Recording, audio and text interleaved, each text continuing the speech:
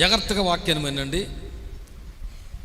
దేవుడు ఈ మధ్యాహ్న కాలపేళలో మనతో చాలా తేటగా మాట్లాడబోతున్నాడు. నమ్మిన వారు గట్టిగా స్తోత్రం చెబుదామా? మనం మత్తయి సువార్త 10వ అధ్యాయము 12వ వచన భాగాన్ని మనం చదివాం. ఆ 12వ వచన భాగములో ఆ ఇంటిలోనికి ప్రవేశించచ్చు, ఇంటి వారికి శుభమని చెప్పండి. ఆ ఇల్లు యోగ్యమైనదైతే మీ సమాధానము దాని మీదకి వచ్చును, అది అయోగ్యమైనదైతే మీ సమాధానము మీకు తిరిగి వచ్చును అని చెప్పాడు. ఇక్కడ ఎవరితో చెప్తున్నాడు అంటే యేసు ప్రభు వారు శిష్యులు. యోగ్యమైన ఇల్లు, అయోగ్యమైన ఇల్లు. యోగ్యమైన ఇల్లు కనిపిస్తుంది, అయోగ్యమైన ఇల్లు కనిపిస్తుంది. యేసు ప్రభు వారు ఆయన శిష్యులు కనిపిస్తున్నారు. యేసు ప్రభు వారు తన శిష్యులతో చెప్తున్న మాట ఏం చెప్పాడంటే, మీరు వెళ్ళండి, మీరు వెళ్ళి ఏమని చెప్పండి, శుభమని చెప్పండి. అది యోగ్యమైన ఇల్లు అయితే ఆ ఇంటికి ఏం కలుగుతుందంట? శుభం కలుగుతుంది. మీరు బాగా అర్థం చేసుకోండి. శుభమని ఎవరు పలుకుతే శుభం కలుగుతుంది? న్యాయ ప్రకారంగా చెప్పండి, న్యాయ ప్రకారంగా చెప్పండి. న్యాయ ప్రకారంగా ఒక ఇంటిలో శుభవచనం పలుకుతే ఆ ఇంటికి శుభం జరగాలంటే ఎవరు పలుకుతే జరుగుతుందంటే దేవుడు పలుకుతే జరుగుతుంది కదా. ఆ ఇంటికి శుభం కలుగును గాక అంటే కలుగుతుంది. చూడండి, మీకు అర్థమయ్యేలా చెప్తున్నాను. ఆకాశము కలుగును గాక అంటే కలిగిందా లేదా? ఎవరు చేశారు? అది దేవుడు. నక్షత్రములు కలుగును గాక, భూమి కలుగును గాక, ఇలాగున గాక గాక అంటే కలిగింది. అంత పవర్ఫుల్ కలిగిన దేవుడు మరి శుభము కలుగును గాక అంటే ఆ ఇంటికి శుభం కలుగుతుంది. ఇప్పుడు అంత పవర్ఫుల్ కలిగిన దేవుడు ఆ బాధ్యతను ఎవరికి అప్పగిస్తున్నాడంటే శిష్యులకి అప్పగిస్తున్నాడు. అంటే తన యొక్క శిష్యులు లేక సేవకులు ఇంటిలోనికి వెళ్ళి మీరు శుభమని చెప్పండి, ఆ ఇల్లు ఏమైపోద్దంట? శుభం అయిపోతుంది, శుభం కలుగుతుంది. అది యోగ్యమైన ఇల్లు అయితే జరుగుతుంది, యోగ్యము కాకపోతే అది మీ సమాధానం మీ దగ్గరికి వచ్చేది.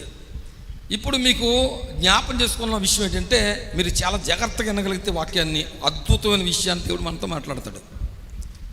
ఎందుకంటే ఈ దినాలలో సేవకుడి యొక్క ఔన్నత స్థితి ఏంటో ప్రజలకు అర్థం కాతలే. సేవకుడి యొక్క ఔన్నత స్థితి ప్రజలకు అర్థం కాతలే. లోకంలో చాలామంది ఉన్నారు జనం, లోకానికి సేవకుడు ఎవరో అర్థం కాతలేదండి. ఏదో పనిపాట్లు లేనోడుగా, లేకపోతే ఏదో కూటు కొరకు బతికినోడులాగా, లేకపోతే ఎందుకో బతికినట్టుగా ఆలోచన చేస్తున్నారు లోకంలో ప్రజలు. వదిలేయండి. ఇప్పుడు మనం సంఘంలో ఉన్నాం, మనం ఉన్నాం విశ్వాసులు.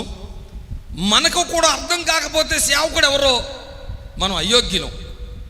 ఈ ఉదయకాల వేళలో, మధ్యాహ్న కాల వేళలో సేవకుడు ఎవరో మనకు అర్థం అవుతే అసలు సేవకుల్లోంచి పొందే ఆశీర్వాదాలు ఉన్నాయండి, అవి మనకి సంపూర్ణంగా అర్థమవుతాయి. కాబట్టి ఎప్పుడు సంపూర్ణంగా అర్థమవుతాయంటే నువ్వు యోగ్యమైన ఇల్లుగా మార్చబడతావు.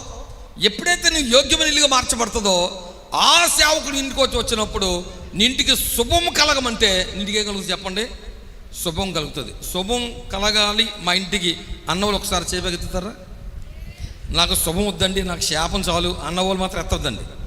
నాకు శుభం కలగాలి, నా ఇంటికి శుభం కలగాలి కదా, నా ఆత్మ జీవితానికి శుభం కలగాలి కదా. అందరికీ కూడా ఏ ఆశ ఉంటుందంటే నా ఇంట్లో ఏం కలగాలంట?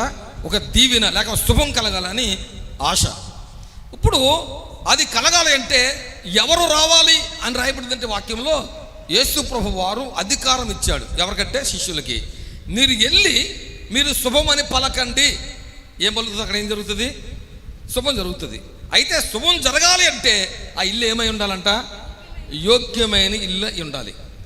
యోగ్యమైన ఇల్లు అయి ఉండాలి అంటే యోగ్యమైన ఇల్లు ఎలాగై ఉంటుందంటే, ఇప్పుడు ఈ వస్తువు ఉందనుకోండి, మీకు అర్థమయ్యేలా చెప్తుందండి. అయోగ్యమైందో యోగ్యమైందో చెప్పడానికి చెప్తున్నాను.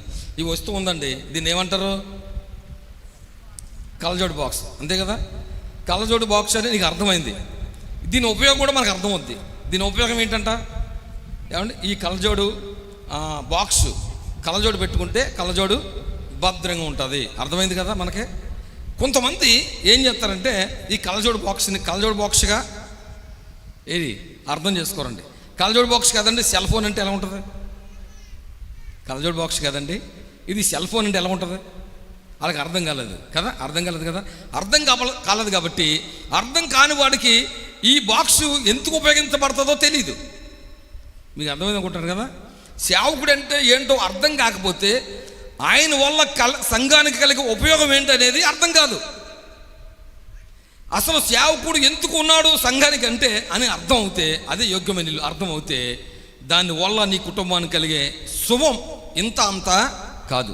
దేవుడు తన దాసులలో సేవకులలో అద్భుతమైన అధికారాన్ని దేవుడు అనుగ్రహించాడు. మొదటి వచనంలోకి వెళ్తే ఏమంటాడంటే, తన శిష్యులను పిలిచి, ఆయన తన 12 మంది శిష్యులను పిలిచి అపవిత్రాత్మలను ఎల్లగొట్టుటకు ప్రతి విధమైన రోగములను ప్రతి విధమైన వ్యాధిని స్వస్థపరచుటకు వారికి అధికారం ఇచ్చాను. ఏం ఇచ్చాడు చెప్పండి ఒకసారి?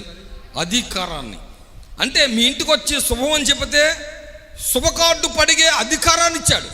అర్థమైందండి? ఎవరికి? అది ఎవరు చేసే పని? దేవుడు చేసే పనిని ఎవరికి అప్పగించాడు అంటే దేవుని సేవకుడికి దేవుడు అప్పగించాడు. స్తోత్రం చెప్దాం గట్టి ఒకసారి. హల్లెలూయా. మీకు యేసుప్రభు వారు చెప్పిన అద్భుతమైన మాటలు మీకు జ్ఞాపకం చేస్తాను. అది 40 వచనంలో ఏమన్నాడు తెలుసా? 40 వచనంలో 10వ అధ్యాయం 40వ వచనంలో, మిమ్మలను చేర్చుకునివాడు నన్ను చేర్చుకును. చాలు, మిమ్మలను చేర్చుకునివాడు నన్ను చేర్చుకును అన్నాడు. ఎవరినే? శిష్యుల్ని.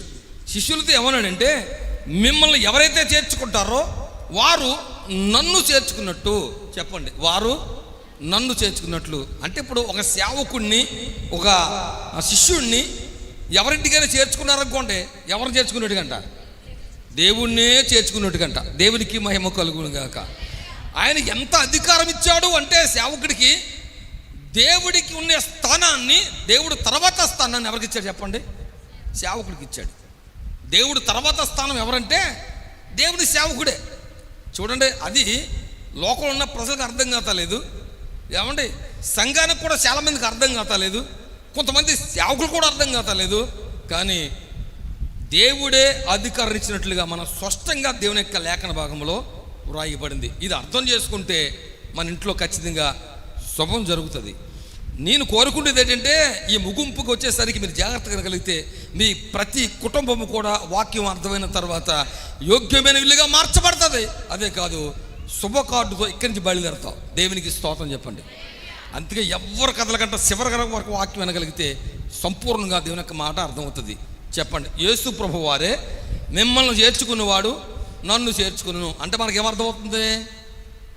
యేసు ప్రభు వారికి బదులుగా కదా. యేసు ప్రభు వారి యొక్క తర్వాత స్థానము దేవుడి కంటే ఉన్నతమైన స్థానం ఎవరికి లేదు. దేవుడు తర్వాత ఉన్న స్థానం ఎవరిదంటే దేవుని సేవకుడిది. రైట్, ఇది యేసు ప్రభు వారు చెప్పిన మాట. ఏమండి, రెండో విషయం మనం జ్ఞాపకం తీసుకుంటే, యెహోవా దేవుడు మోషేతో కూడా చెప్పాడు. మీరు జాగ్రత్తగా వినాలి. మోషేతో కూడా చెప్పాడు. ఆ విషయాలు కూడా మీకు జ్ఞాపకం చేస్తాను. బైబిల్ గ్రంథంలోంచి ఒకసారి నిర్గమకాండము 4వ అధ్యాయము 16వ వచనం చదువుదాం. నిర్గమకాండము 4వ అధ్యాయం 16వ వచనం. అతడే నీకు బదులు జనులతో మాట్లాడును. అమ్మా, అతడే నీకు నోరుగా ఉండును. అతడే నీకు నోరుగా ఉండును. నీవు అతనికి దేవునిగా ఉండు. నీవు అతనికి దేవుడిగా ఉండువు. చూడండి, ఇది ఎవరితో మాట్లాడుతున్నాడు అంటే దేవుడు మోషేతో మాట్లాడుతున్నాడు. ఎందుకు మాట్లాడుతున్నాడు అంటే, ఏమండి, మోషే భయపడుతున్న వేళలో మోషేతో చెప్తున్న విషయం ఏంటంటే, మోషే ఎందుకయ్యా భయపడతావు? నీ అన్నున్నాడు అహరోను, ఆయన్ని నువ్వు తీసుకెళ్ళు. అహరోను నీకు నోరుగా ఉంటాడు. చెప్పండి అందరూ, అహరోను నీకు నోరుగా ఉంటాడు, నీవు మాత్రము దేవుడిగా ఉంటావు. గట్టిగా సపలు కొడదాం ఒకసారి.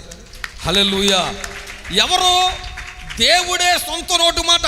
దేవుడే మాట్లాడుతున్నాడు. ఎవరితో మాట్లాడుతాడు అంటే మోషేతో మాట్లాడుతున్నాడు. మోషే, నీ అన్నకు నువ్వు ఎలాగుంటావు చెప్పు? దేవుడుగా. అంటే ఆ పదం మనం వాడచ్చు అంటారు? అసలు సేవకుడు దేవుడనే మాట మనం వాడగలమా? మనం వాడలేం. కానీ దేవుడే వాడాడు.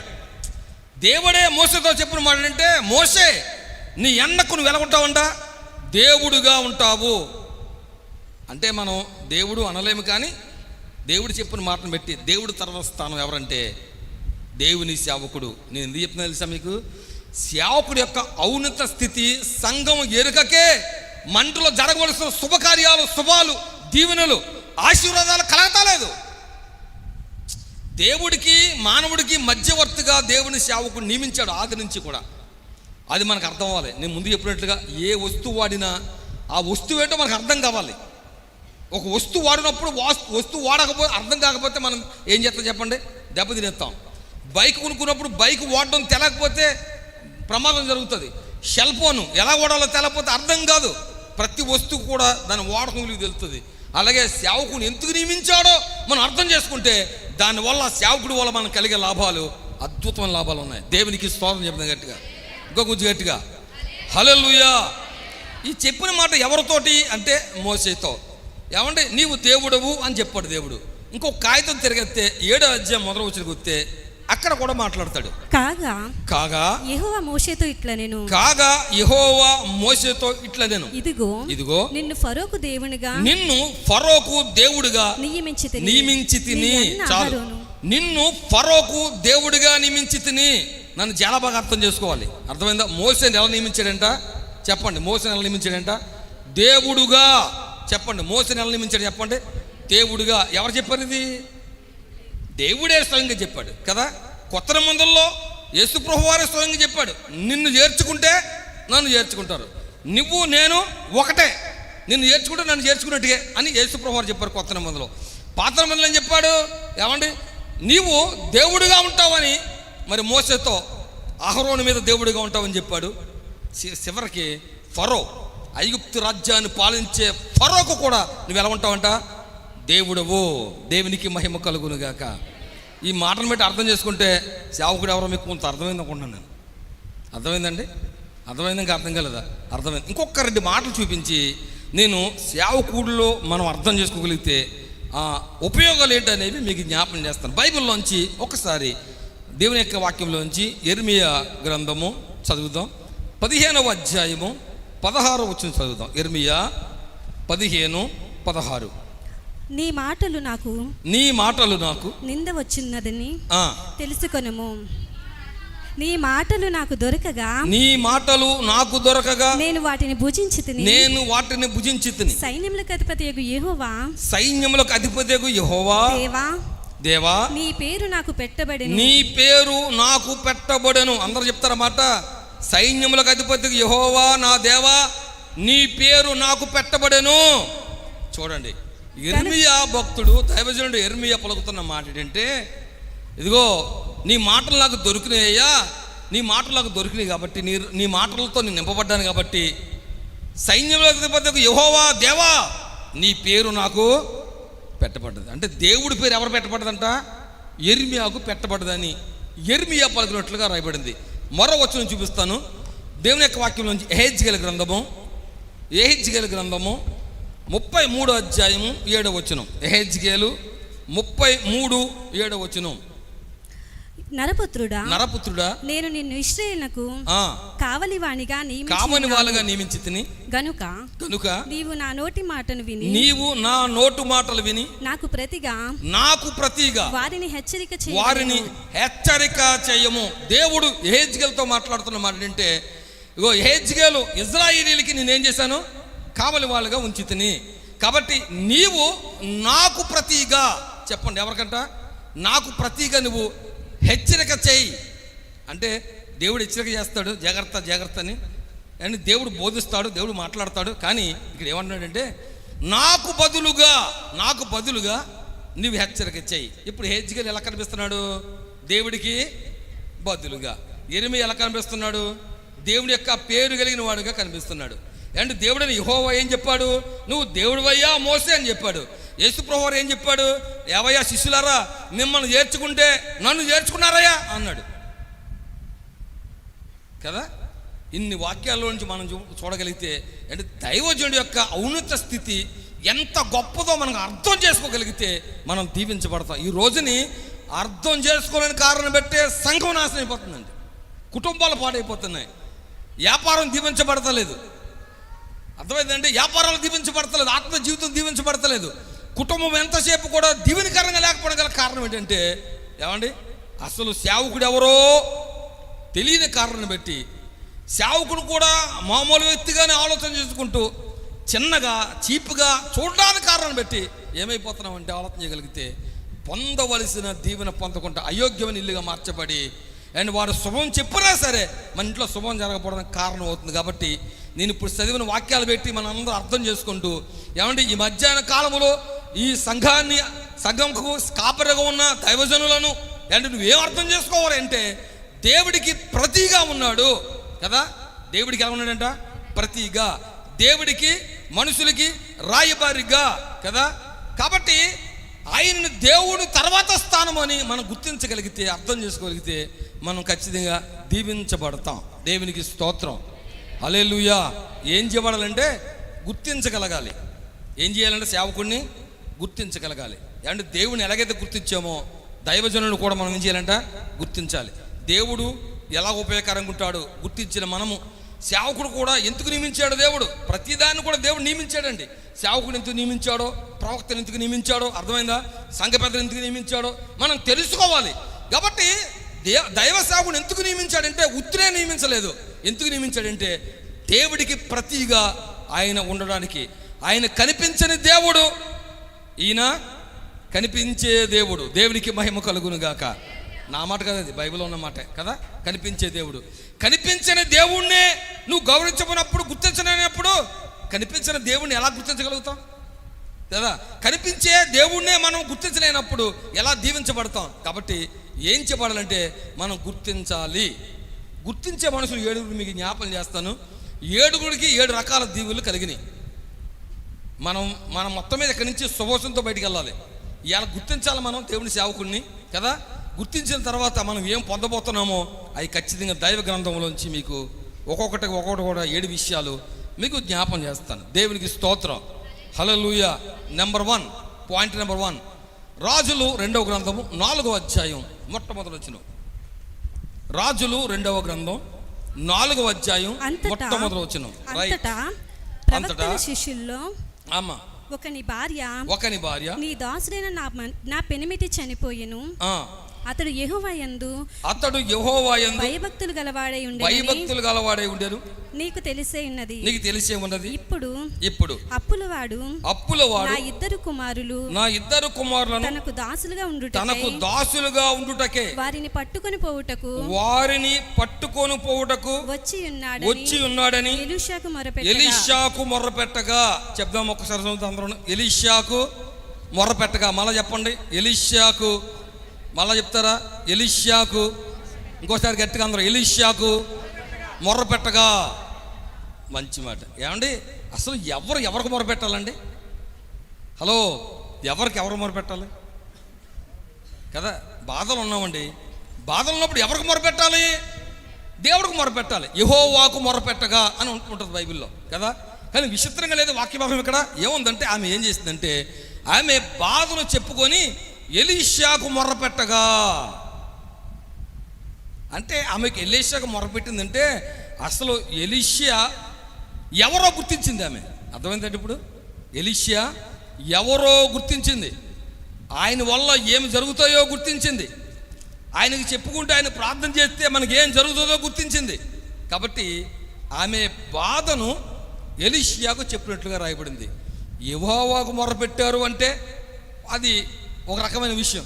కానీ ఎలీషాకు మొర్రపెట్టింది అంటే అర్థం ఏంటంటే ఆమె దైవజనుడు ఎవరో గుర్తించింది. దేవునికి మహిమ కలుగును గాక. అప్పుడు ఎలీషా ఏం చేశాడంటే ఏమంటే ఆమెతో చెప్పాడు. ఆమెకు జరిగిన సంగతి ఏంటి? తన భర్త చనిపోయాడు. చనిపోయాడనే బాధలో ఉండగా అప్పులో వచ్చి 2 కొడుకుల్ని దాసులుగా తీసుకెళ్ళిపోయాడు. ఇక్కడ చూడండి, జాగ్రత్తగా ఆలోచించండి. అసలు భర్త చనిపోవడమే చాలా భయంకరమైన బాధ. ఎంత బాధ అది! సామాన్య బాధ కాదండి. అది అనుభవించాలి తప్ప అనుభవించలేని అర్థం కాదు. చెప్పుకోవడం బాగా వెళ్ళిపోతుంది, కానీ అది చాలా భయంకరమైన బాధ. ఇప్పుడు ఆ బాధ పోగొట్టాలి అంటే ఏం చెప్పాలంటే ఇరుగు పొరుగు వాళ్ళని ప్రేమించి ఆదరించి ఏమంటే దగ్గరికి వెళ్తూ పలకరిస్తూ మాట్లాడుతుంటే వాళ్ళకి కొద్ది గొప్ప ఉపసరణ కలుగుతుంది. కానీ అలాంటి పరిస్థితుల్లో సమాజం ఎలా ఉందంటే ఆమె ముఖం చూడకూడదు, ఆమెతో మాట్లాడకూడదు, ఆమెకు దూరం ఉండాలి. అలా కానీ ఆమెతో మాట్లాడితే మనకు కూడా అలాగే జరిగిపోతుంది అని ఆమెను హింసించి గదిలో పెట్టి కొంతకాలం కొన్ని నెలలు కానీ ఆమె గదిలోంచి బయటకు రాకుండా ఆఫ్ చేస్తారండి. ఎంత బాధకరం చెప్పండి. మనుషులు కృంగదీసి ఆమెను కృషించి చనిపోయినట్లుగా చేస్తారు మనుషులు. అలాంటి భయంకర పరిస్థితుల్లో ఆ బాధలో బారుతుండగా ఆమె, రెండోది ఏం జరిగిందంటే వాళ్ళ ఇంట్లో ఉన్న ఇద్దరు కొడుకుల్ని కదా, భర్త ఎలాగపోయాడు, కనీసం కొడుకులు చూసుకొని బతకొచ్చు ఆమె. కానీ కొడుకులు చూసి బతకవలసిన ఆమె కొడుకులు కూడా ఏమైంది, తీసుకెళ్ళిపోయారు. ఆమె బాధ ఎంత బాధ అంటే బతకాలని ఎంత అంటారా చూసారా. భర్తే పోయాడని ఒక బాధ అయితే, ఓ పక్కన మరలా ఏం చేశారండి, అప్పులో తీసుకెళ్ళిపోయారు. ఇది ఒక బాధ. ఈ బాధ తట్టుకోలేక, ఎవరికి చెప్పుకోలేక ఏమండి ఎక్కడికి చెప్పింది, అది ఎలీషియాకి చెప్పింది. అయ్యా నేను అప్పులతో బాధపడుతున్నాను అయ్యా, నా కొడుకులు ఇద్దరు కూడా తీసుకెళ్ళిపోయారయ్యా అని ఎలీషియాకి చెప్పిందండి. అప్పు అడగలేదు ఎలీషియా గారిని, అడిగిందా? అప్పు అడగలేదండి. అప్పుల కొరకు చెప్పింది, ఆమెకి మొరపెట్టింది ఆయనకి. ఏమంటే అప్పులు మనం అడగకూడదండి సేవకుడిని కదా. అప్పుల కొరకు ప్రార్థన చెప్పి అడగండి తప్ప అప్పు ఇమ్మండి అని అడగద్దండి, అది మంచిది కాదండి. అప్పులు ఉన్నాయని చెప్పండి, అప్పులకి ఎవరిని ఇప్పించినా చూడండి అని మాత్రం ప్రయత్నం చేయకండి, అది మంచిది కాదు. ఈమె అలా అడగలేదు, ఆయనకు మొర్ర పెట్టింది. అప్పుడు ఆయన ఒక సలహా చెప్పాడు. ఏం చెప్పాడంటే, అమ్మా నీ దగ్గర ఏముంది అని అడిగాడు. ఏముందంటే, అయ్యా నూనె కుండ ఉంది అంది. అయితే నీవు ఇరుగు పొరుగు దగ్గరికి వెళ్ళి ఎక్కడెక్కడైతే నూనె కుండలు ఉన్నాయో అన్నీ తీసుకురా, ఆ నూనెని నూనె కుండలతో నింపు అని చెప్పాడు ఆయన. అప్పుడు కుండలన్నీ తీసుకొచ్చి ఒక్క కుండలో ఉన్న నూనె అన్ని కుండల్లో ఎత్తే మొత్తం ఈ కుండలో నూనె అయిపోయింది. ఆ మిగతా కుండల నూనె కూడా అయిపోయినాయి, నిండిపోయినాయి. అప్పుడు నూనె ఆగిపోయింది. అప్పుడు ఎలీషా కూడా చెప్పింది, అయ్యా నూనె కుండల నిండా నిండిపోయింది అయ్యా, ఒక్క కుండలో నూనె అన్ని కుండల్లోని కూడా నిండిపోయి అని చెప్తే ఆయన అన్నాడు, అయ్యా అమ్మ ఆ నూనె అమ్మి నీ అప్పులు తెచ్చేసుకో. దేవునికి స్తోత్రం చెప్పండి ఒకసారి, హల్లెలూయా. ఏమంటే ఎలీషా చెప్పిన ప్రకారంగా ఆమె చేసినప్పుడు ఆమె రుణము పోయింది. వాళ్ళ కొడుకులు కూడా ఆమె దగ్గర ఉన్నారు. బానిసలుగా పోవలసిన కొడుకులు కూడా ఆమె దగ్గర ఉన్నారు. ఆమె దగ్గర ఉన్న రుణము కూడా పోయింది. ఆమె సంతోషంతో ఇంటికి వెళ్ళిపోయింది. దేవునికి గట్టిగా స్తోత్రం చెప్పండి ఒకసారి, హల్లెలూయా హల్లెలూయా. అంటే మొట్టమొదటి ఉపకారం మేలు ఏంటంటే, దైవజనుడు ఎవరో గుర్తించగలిగితే మన ఇంట్లో మొట్టమొదటి జరిగే పాయింట్లో 7 పాయింట్లు ఒక పాయింట్ ఏంటంటే అప్పులు పోతాయి. దేవునికి స్తోత్రం చెప్పండి, హల్లెలూయా. అప్పులు లేని వాళ్ళు ఎవరు లేరు కదా, ఉన్నారు. చాలామందికి అప్పులు ఉంటాయి. నేను చెప్తున్నాను, నువ్వు సేవకుడు ఎవరో గుర్తించగలిగితే, ఏమండి ఆ సేవకుడికి నువ్వు చెప్పుకుంటే, ఆ సేవకుడు ప్రార్థన చేస్తే దేవుడు ఆ అప్పులను దేవుడు పరిష్కరిస్తాడు. దేవునికి మహిమ కలుగును గాక, హల్లెలూయా. వాక్యం సత్యం, అబద్ధం కదండి. వాక్యం ఏంటంట సత్యం. అదేంటి మనం అంటాం, ఏంటి బాబు అప్పు తీర్తలేదండి, బాబు అప్పు తీర్తలేదండి, అప్పు తీర్తలేదు బాబు, దేవుని నమ్ముకున్నావు బాబు, అప్పు తీర్తలేదన్నావు, ప్రార్థన చేస్తున్నావు, అప్పు ఎంత నీతికున్నా అప్పు తీర్తలేదంటావు. కానీ నిజమే, కానీ నువ్వు సేవకుడిని ఎవరో గుర్తించలేదు. దైవజనుడిని ఎవరో గుర్తించలేదు. నువ్వు గుర్తించు, నీ అప్పులు తీరునుగాక, ఆమేన్. రెండో విషయానికి వెళ్తాను. దేవుని యొక్క వాక్యంలోంచి రెండో విషయం మనం జ్ఞాపకం చేసుకుంటే, అక్కడే 4వ అధ్యాయము 27వ వచనం చదువుదాం. అదే రాజుల గ్రంథము 4వ అధ్యాయము 27వ వచనం. పిమ్మట ఆమె కొండ మీద ఉన్న దైవజనుడి దగ్గరకు వచ్చి అతని కాలు పట్టుకొనెను. చెప్పండి అందరూ నాతో కలిపి, అతని కాలు పట్టుకొనెను. అతని కాలు చెప్పాలి అందరూ, అతని కాలు పట్టుకొనెను. ఎవరు కాలు పట్టుకుంది, ఎవరు పట్టుకున్నారు అంటే గనురాలు అనే స్త్రీ ఉంది. ఆమె దైవజనుడు కాలు పట్టుకుంది. దైవజనుడు ఎక్కడున్నాడంటే కొండ మీద ఉన్నాడు. ఆయన దైవజనుడి దగ్గరికి వెళ్ళి అతని కాలు పట్టుకొనేను. దేవునికి మహిమ కలుగునుగాక. ఆమె ఏ పరిస్థితిలో ఉందో తెలుసా? ఒక కుమారుడు ఆమెకు. ఆ ఒక్క కుమారుడు కూడా తలపోటుతో చనిపోయాడు.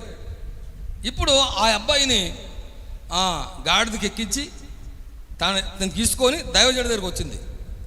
వచ్చి నా కుమారుడిని బతికించు అని ఆ గనురాలైన స్త్రీ ఏం చేసిందంటే దైవజనుడి యొక్క కాలు పట్టుకుంది. చెప్పండి, దైవజనుడి కాలు పట్టుకుంది.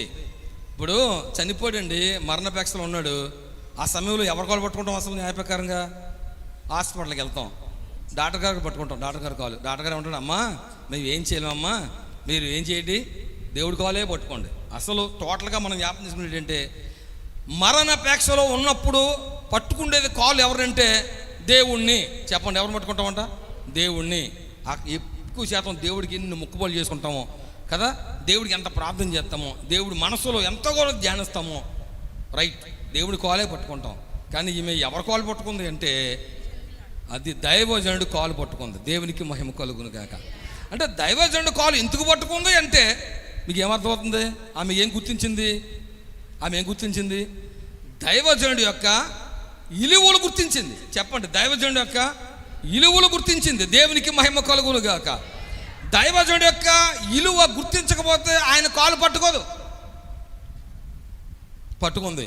దైవజనుడు మరి వెళ్ళాడు, మొత్తం మీద వెళ్ళి ఒక గదిలో పెడితే వెళ్ళి దైవజనుడు అతని కొరకు ప్రార్థన చేయడం ప్రారంభించాడు. అతని కొరకు ప్రార్థన చేసి ఏమండి అతని మించి లేచినప్పుడు ఆ బిడ్డ గురించి రాయబడిన శ్రేష్టమైన మాట ఏంటంటే 35వ వచనంలో రాయబడిన మాట, తాను దిగి ఇంటిలో యువతల నుండి అవతలకును ఒకసారి తిరిగి నడిచి మరలా మంచం మీదకెక్కి దాని మీద పొడవుగా పండుకొనగా బిడ్డ 7 మార్లు తుమ్మి కళ్ళు తెరచెను. బిడ్డ 7 మార్లు తుమ్మి కండ్లు తెరచెను. కండ్లు తెరుచును అంటే ఆ బిడ్డ కళ్ళు మూయబడ్డాయి కదా. కళ్ళు మూయబడిన బిడ్డ ఏమండి ఇతడు దైవజనుడు ప్రార్థించగా అతని కళ్ళు ఏం చెప్పాడంట? తెరవబడ్డాయి. దేవునికి మహిమ కలుగును గాక. స్తోత్రం చెప్తాను. హల్లెలూయా. కొగుజ్జు గట్టిగా హల్లెలూయా. ఇప్పుడు దైవజనుడు కాలు పట్టుకోకపోతే కొడుకు బతుకునా? అవి ఎలా గుర్తించి చూసావా? మీకు అర్థమే భాష అర్థం చేయంటే బతికించి దేవుడే. బతికించడానికి మధ్యవర్తున్నాడు. ఎవరంటే దైవజనుడు. ఈయన ప్రార్థన చేసినప్పుడు ఆ ప్రార్థన ఆ దేవుడు ఆలకించి జవాబు అనుగ్రహించగలిగిన దేవుడు. స్తోత్రం చెప్తాం గట్టి ఒకసారి హల్లెలూయా. అలాంటి సందర్భాలు మన సంఘంలో ఎన్నోసార్లు జరుగుంటాయి. దైవజనుడు ఎన్నోసార్లు ప్రార్థన చేస్తుంటాడు ఆ విషయంలో. మన బిడ్డల పక్కన మన కుటుంబం పట్ల ఎన్నోసార్లు మరణపు దూత తొలగించబడ్డది. మా సంఘంలో జరిగిన ఒక చిన్న విషయం ఏంటంటే, ప్రసాద్ అని ఒక అబ్బాయి ఇక్కడ చాలాసార్లు వచ్చాడు, కారు నడుపుతుంటాడు, ఒకసారి నేను తీసుకొస్తుంటాను. ఆ అబ్బాయి మరి వివాహం సమయం దగ్గరికి వచ్చిందండి, పెళ్లి వయసు వచ్చింది అబ్బాయికి. ఒక జ్వరం వచ్చింది అబ్బాయికి. ఆ జ్వరం 1 నెల దినాలు సుమారుగా ఉంది. అది ఏ జ్వరం తెలుస్తుంది ఎన్ని టెస్టులు చేసినా. ఈ జ్వరం 1 నెల దినాలు ఉండడం వలన లోపల ప్రేగులన్నీ కూడా వేడిగా అయిపోయి ఉండవలసిన స్టెంత పేగులో లేక పలసపడిపోయి కన్నాలు పడిపోయినాయి ప్రేగులకి. ఆ కన్నాల్లోంచి పస బయటకు వచ్చేసి బాడీ అంతా పాకి ఇన్స్పెక్షన్ వచ్చేసి అబ్బాయి చనిపోతాడు, గంటలో చచ్చిపోతాడు. వార్త ఎంత భయంకర పరిస్థితి ఒకసారి ఆలోచించండి. ఏమండి అది ఇప్పుడు మనకి వాటరు పెట్టుకున్న సూపులు ఉంటాయి కదా, సూపులు అవి ఉదయకాలం ఎలా ఉంటాయి? గట్టిగా ఉంటాయి. మధ్యాహ్నం 1 గంట 2:12 ఆ ప్రాంతంలో అయ్యే సూపులు ఎలా ఉంటాయి? మెత్తగా అయిపోతాయి. ఎందుకు మెత్తగా అయిపోతాయి అంటే ఎండకి. అలాగే మన ప్రేగులు కూడా జ్వరానికి ఏమైపోతాయంటే మెత్తగా అయిపోయి చిల్లులు పడిపోతాయి అనమాట. అలాగే అతనికి చిల్లులు పడిపోయి మరణ స్టేజ్కి వెళ్ళిపోయాడు. ఈ లోపల నాకు వార్త వచ్చింది. నేను కూడా గబగబా హాస్పిటల్కి వెళ్ళాను. వాళ్ళ బంధువులందరూ హాస్పిటల్లో ఉన్నారు. వాళ్ళ తల్లి హాస్పిటల్ ఉంది, తండ్రి హాస్పిటల్ ఉన్నాడు. వెళ్ళి అందరు కూడా పిచ్చో అయిపోరండి. ఎదుగొచ్చిన కొడుకండి. ఎలా ఉండదు చూడండి ఆ పరిస్థితి. ఎక్స్ప్రెషన్ ఎంత భయంకరంగా ఉంటుందో. ఏంటి ఇలా ఉంటుండగా సంతకాలు పెట్టించుకున్నారు, చెప్పలేమని చెప్పేశారు డాక్టర్ గారు. ఈ లోపల నేను హాస్పిటల్ అడుగుపెట్టిన వెంటనే ఆ అబ్బాయి వాళ్ళ అమ్మమ్మ వాళ్ళ పిన్ని ఇద్దరు కలిపి శిరోకాలు పడుతున్నారు నన్ను. అద్భుతం విషయం అండి. శిరోకాలు పడుతుంది. అందరూ జనం సిగ్గేస్తుంది కదా అక్కడ. అంటే ఎలా ఉంటుంది అక్కడ? బాగుంటుందా? వాళ్ళకి సిగ్గు కానీ ఏమీ అనిపించలేదండి. వాళ్ళ బాధ అలాంటిది. 2 గోలు పడుచుకొని వాళ్ళు పలికి మాట్లాడంటే, అయ్యగారు మీరే బతికించాలి, మీరే బతికించాలి, మీరే బతికించాలి, మీరే బతికించాలి. ఇలాగున్నా ఆమె వాళ్ళు ఏడిసినప్పుడు, అమ్మ కంగారు పడకండి, ప్రార్థన చేద్దాం, దేవుడు చేస్తాడు కార్యం అని చెప్పి అంటే ప్రక్కకి వెళ్ళిపోయి, అబ్బాయి థియేటర్లో ఉన్నాడు, ప్రక్కకి వెళ్ళిపోయి దేవుడి దగ్గరికి వెళ్ళి దేవుడి దగ్గర ప్రార్థన చేశానండి. దేవుడు జ్ఞాపకం చేసుకున్నాడు. ఆపరేషన్ చక్కగా జరిగింది. ఇది ఓపెన్ చేసేసండి లోపల ఉన్న పేగులని బయటకు తీసేశారండి. థియేటర్లో నేను వెళ్ళానండి లోపలికి. ఎవరికి ధైర్యం లేదు వెళ్ళడానికి. ఎవరు వెళ్తారు? వాళ్ళు చూపించారు కానీ నమ్మరు కదా మరి. అందుకని నేను వెళ్ళాను. గుండు పెడిగారండి అన్నీ. నేను గుండు చూశాను, ఊపిరితిత్తులు చూశాను, ప్రేగులు చూశానండి. సలించిపోయింది మనసు. దేవుడు అద్భుతంగా ఆపరేషన్ జరిగింది. దేవునికి సన్నిధిలో ప్రార్థన చేసాం. వాళ్ళకి ఆశ్చర్యం కలిగించినట్లుగా దేవుడు స్వస్థపరిచి ఆ బిడ్డను బ్రతికించాడు. గట్టిగా సభలు పడండి ఒకసారి, గట్టిగా హల్లెలూయా, హల్లెలూయా, హల్లెలూయా. నేను చెప్తున్నాను, వాళ్ళు వైద్యం చేయగలరు కానీ ఏమి ఇవ్వలేరు చెప్పండి, ఆవుస్ ఇవ్వలేరు కదా.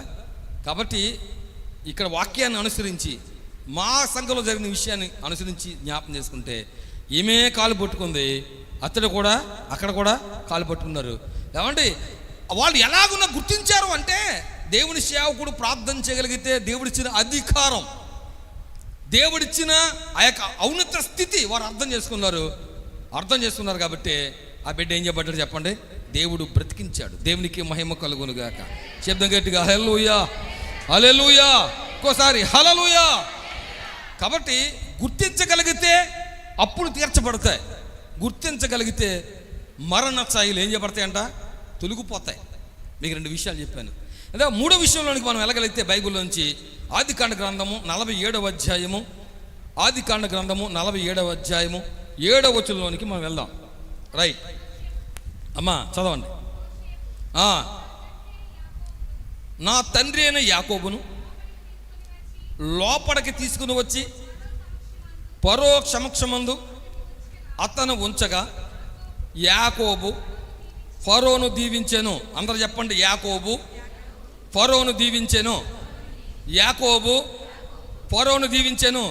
అందరు పలకతలేదు, అందరు పలకాల. యాకోబు ఫరోను దీవించెను. యాకోబు ఫరోను దీవించెను. అసలు ఎవరు దీవించాలండి? ఎవరు దీవించాలి? దేవుడు దీవించాలి. కానీ ఇక్కడ ఎవరు దీవించారంట? యాకోబు ఫరోను దీవించాడంట. దేవునికి స్తోత్రం చెప్పండి గట్టిగా, హల్లెలూయా. అంటే ఈ ఫరోకు ఏమర్థమైంది అని ఆలోచన చేస్తే, ఇతడు దైవజనుడు యాకోబు. దేవుని యొక్క వాక్యంలో ఏముంటుందంటే, నా సేవకుడైన యాకోబు ఇజ్రాయేలు అని రాయబడుద్ది. అది యెషయా గ్రంథము 41వ అధ్యాయము 8వ వచనంలో కనిపిస్తుంది. కాబట్టి యెషయా ప్రవక్తను యెషయా తన గురించి అలా రాస్తాడు. కాబట్టి యాకోబుని గురించి రాయబడి అంటే, నా సేవకుడు అంటే నా దాసుడు కదా.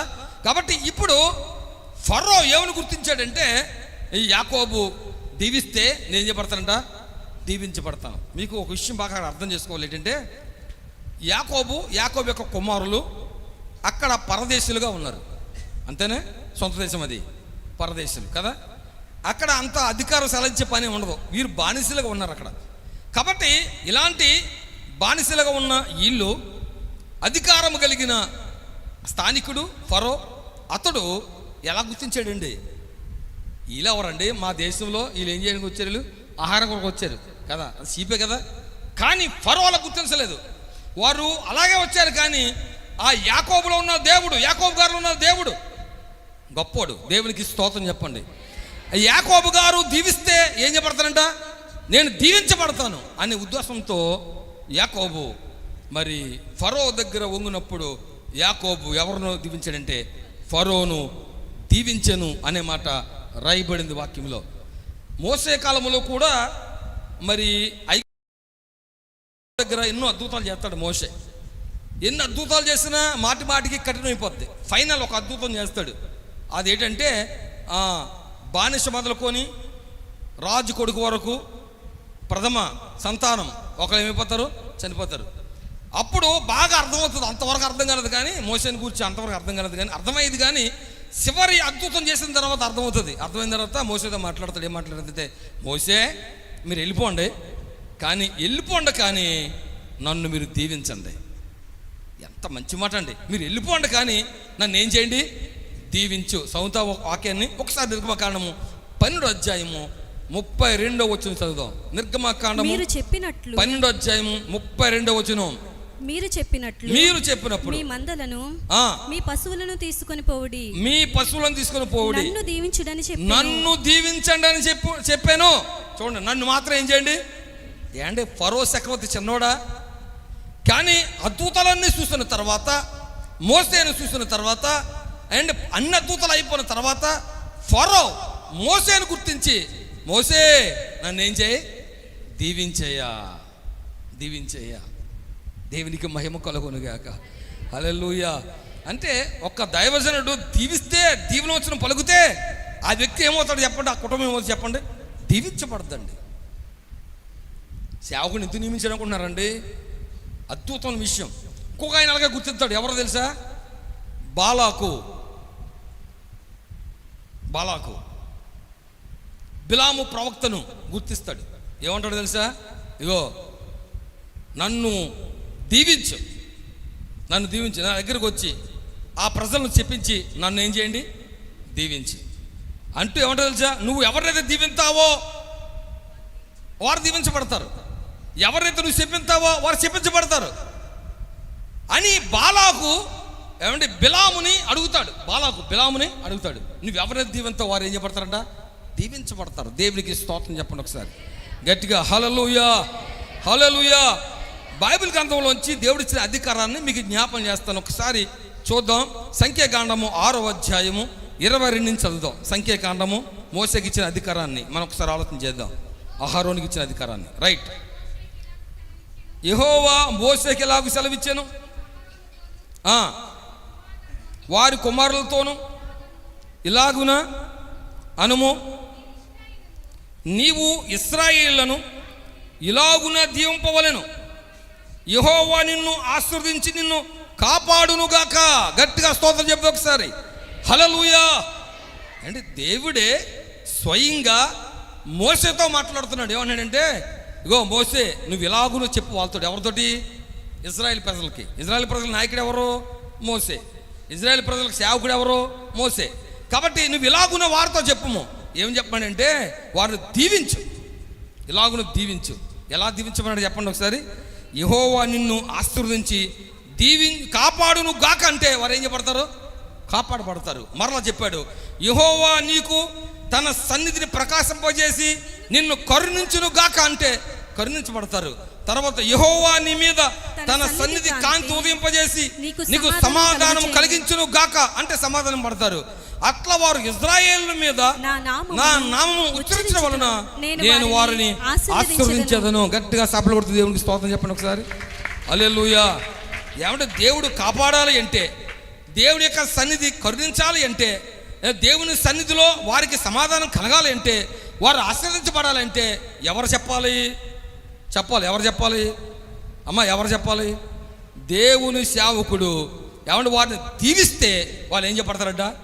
దీవించబడతారు. ఎంతమందికి దీవులు కావాలి? దీవుని వద్దా? ఎవ్వరికి వద్దనుకుని ఎవరు ఉండరు. ఇవాళ మార్నింగ్ ఫంక్షన్ ఏదది, ఇవాళ పెన్షన్ పండగలు అంత కదా ఎవరు వద్దంటారా?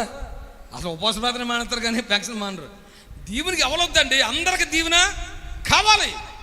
అవసరం. చిన్నపిల్లలకు అవసరం, పెద్దోళ్ళకి అవసరం, ముసలోళ్ళకి అవసరం, పాడికి అవసరం, పంటకు అవసరం, వ్యాపారానికి అవసరం, ప్రయాణానికి అవసరం, ఉద్యోగానికి అవసరం, ఆరోగ్యానికి అవసరం, అందరికి అవసరమే దీవెన. మరి అది ఎలాగొస్తుంది అంటే, ఏమంటే దేవుడే స్వయంగా చెప్పాడు, మోసే మీరు ఎవరైతే దీవిస్తారో వారు ఏం చేయబడతారంట? దీవించబడతారు. అర్థమవుతుందా మీ అందరికీ? చాలామందికి అర్థం కాదండి. అసలు అర్థమవుతే ఎంత బాధ ఎందుకంట.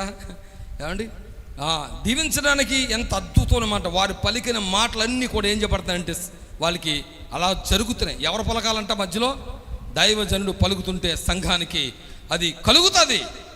మరో మంచి మాట మీకు జ్ఞాపకం చేస్తాను వాక్యంలోంచి. ద్వితోపదేశ కాండము అది కాదు, దినవృత్తాంతాలు 2వ గ్రంథము. దయచేసి ఒక మంచి మాట, అది కూడా 23వ అధ్యాయము 13 చదువుదాం. మొదటి దినవృత్తాంతాలు 23:13 దగ్గర చదవండి. ప్రవేశ స్థలము దగ్గర చదవండి. అతనికి ఏర్పాటైన స్తంభమునొద్ద రాజు నిలవబడి ఉండుటయు, అధిపతులను బూరలను ఊదువారును రాజు నొద్ద నుండుటయు, దేశపు జనులందరూ. అమ్మా మొదటి దినవృత్తాంతాల గ్రంథమేనా? దినవృత్తాంతాలు మొదటి గ్రంథం 23:13 చదివే. అహరోను మోసే, అహరోను అతని కుమారులను నిత్యము అతి పరిశుద్ధ స్థలమైన వస్తువులను ప్రతిష్ఠించుటకును, యెహోవా సన్నిధిని ధూపం వేయుటకును, ఆయన సేవ జరిగించుటకును, ఆయన నామం బట్టి జనులను దీవించుటకును ప్రత్యేకించబడిరి. గట్టిగా స్తోత్రం చెప్పండి ఒకసారి. హల్లెలూయా. అంటే వీళ్ళు ఎందుకు ప్రత్యేకించబడ్డారు అంటే, ఆయన నామం పెట్టి ఏం చేయడానికంట? దీవించడానికి. చూసారా, దేవుడిచ్చిన అధికారం ఎవరికి? దేవుని సేవకుడికి. అంటే దేవుని సేవకుడు సంఘాన్ని దీవిస్తే సంఘం ఏం చేయబడుద్దంట? దీవించబడుద్ది. అంటే ఎందుకు నియమించాడు సేవకుల్ని? అమ్మ ఎందుకు నియమించాడు? ఏమంటే దీవించడానికే నియమించాడు. దేవునికి మహిమ కలుగునుగాక. అందుకే జరుగునుగాక, మేలు కలుగునుగాక, దీవుని కలుగునుగాక కదా. ఇలాగ పలకడం గల కారణం ఏంటంటే వారు పలుకుతే ఆ పలుకు ఏమైపోద్ది? బంగారం అయిపోద్ది. గట్టిగా స్తోత్రం చెప్తాం ఒకసారి. హల్లెలూయా, హల్లెలూయా. ఇప్పుడు ఆలోచన చేయండి, మీ సంఘానికి కాపరి వరప్రసాద్ బాబు గారు కదా. మీరు మీ సంఘాలు పూర్వస్థితి ఒకసారి జ్ఞాపం చేసుకోండి. పెద్దయ్య గారు ఉన్న కాలంలో విశ్వాసం ఉంటే ఇంకా మంచిది. మీ పూర్వస్థితి కూడా జ్ఞాపం చేసుకోండి. ఈయనకి వచ్చిన తర్వాత ఈయనున్న స్థితిలో పూర్వస్థితిని జ్ఞాపం చేసుకోండి. ఇప్పుడు మీ స్థితిని జ్ఞాపం చేసుకోండి. అప్పుడు మీ బిడ్డల స్థితిని జ్ఞాపం చేసుకోండి. అప్పుడు మీ ఇంటి పరిస్థితిని జ్ఞాపం చేసుకోండి. అప్పుడు మీరు చేసే ఉద్యోగ పరిస్థితి జ్ఞాపం చేసుకోండి. అప్పుడు ఏ పరిస్థితులు ఉన్నారో జ్ఞాపం చేసుకోండి. ఇప్పుడు మీరు ఏ పరిస్థితులు ఉన్నారో జ్ఞాపం చేసుకోండి. నీవు ఒక స్థాయిలో, ఒక పరిస్థితిలో, ఒక స్థితిగతుల్లో ఎదుగావంటే గల కారణం ఎవరు చెప్పండి? దేవుడి సేవకుడు చేసిన ప్రార్థన దీవెనలు నీ ఇంటికి ఏమైపోయినంటే దీవెనిగా మార్చబడ్డాయి. దేవునికి మహిమ కలుగునుగాక. హల్లెలూయా. శబ్దం గట్టిగా హల్లెలూయా. ఏంటి ఒక అధికారి దగ్గరికి వెళ్ళి నన్ను దీవించడండి, దీవించగలరండి? ఏంటి ఒట్టొట్టుగా దీవించారు తప్ప పెద్దోళ్ళు నెత్తిమీ చేసి పిల్లల్ని అలాగ ఎట్టంతలో వాళ్ళకి దీవెన వచ్చేదండి. అర్థమైందండి? పెద్దవాళ్ళు పిల్లల్ని దీవించుంటారు, అది సాంప్రదాయం అంతే. అలాగ దీవించడం వలన దీవెనేం రాదు. ఏమన్నాడంటే వాక్యంలో యోబు గారు ఏమంటాడంటే, ఏంటి ఎవరి చేతుల్లో వారి క్షేమమో లేదన్నాడండి. ఎవరి చేతిలో కూడా క్షేమం అనేది లేదంట.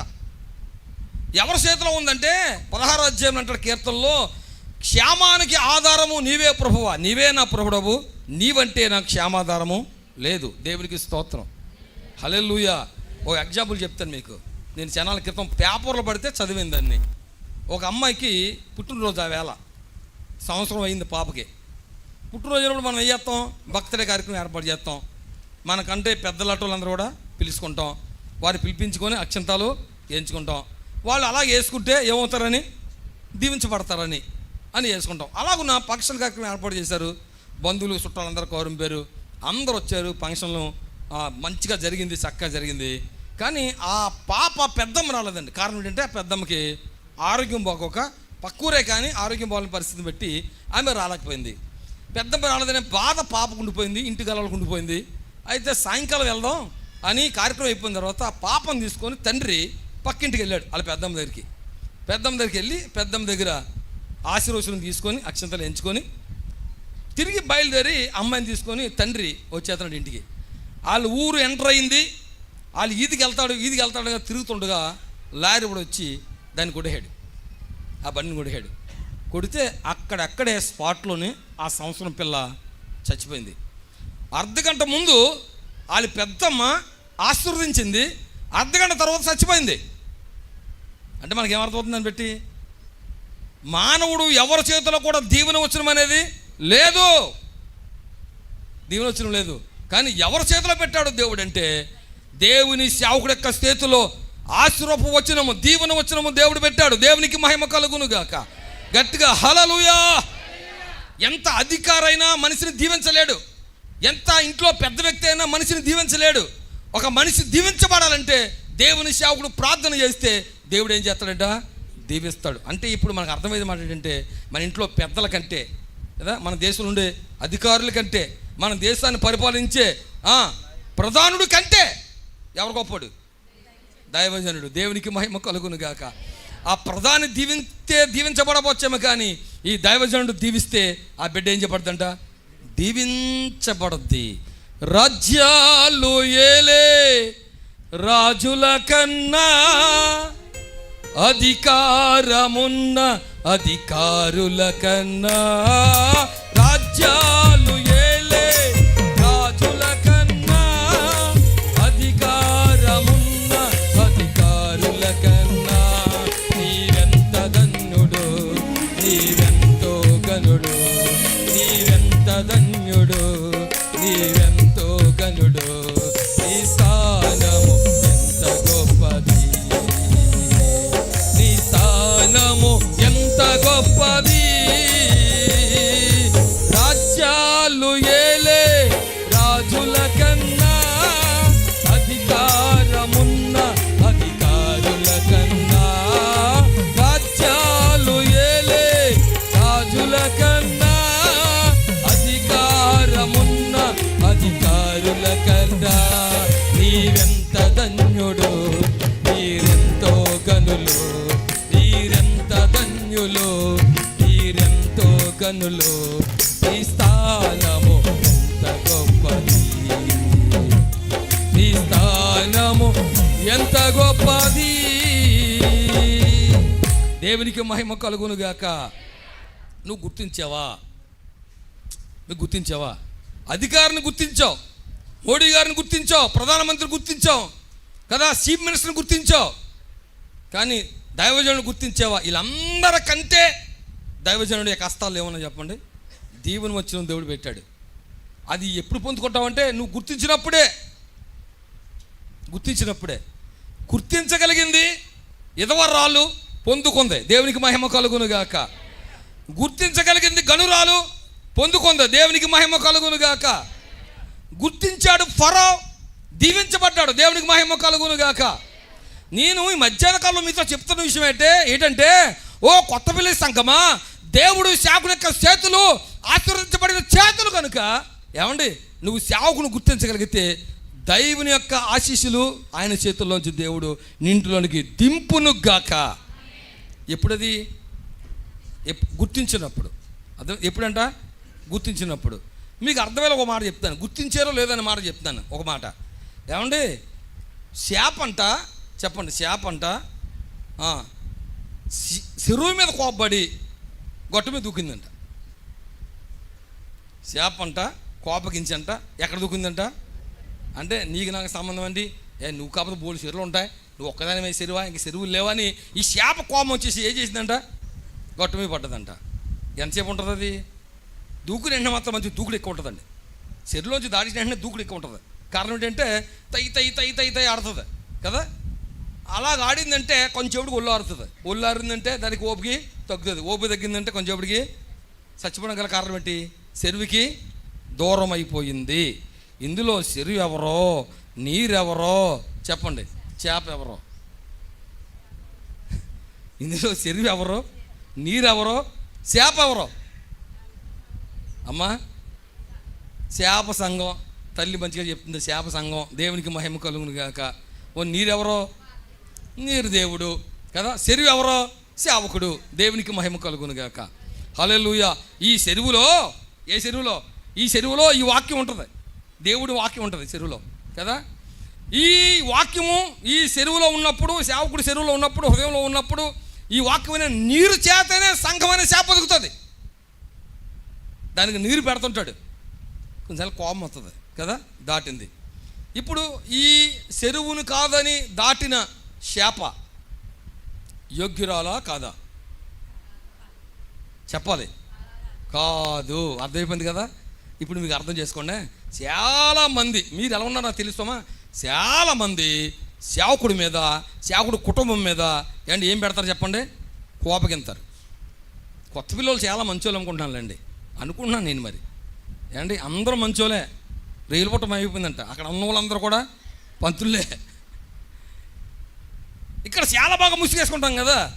సేవకుడు కుటుంబం మీద, సేవకుడి మీద కోపపడే వాళ్ళు ఉంటారు చాలామంది. సేవకుడికి ప్రభుత్వం చెప్పడం కూడా చెప్పరు, కష్టమైపోతుంది.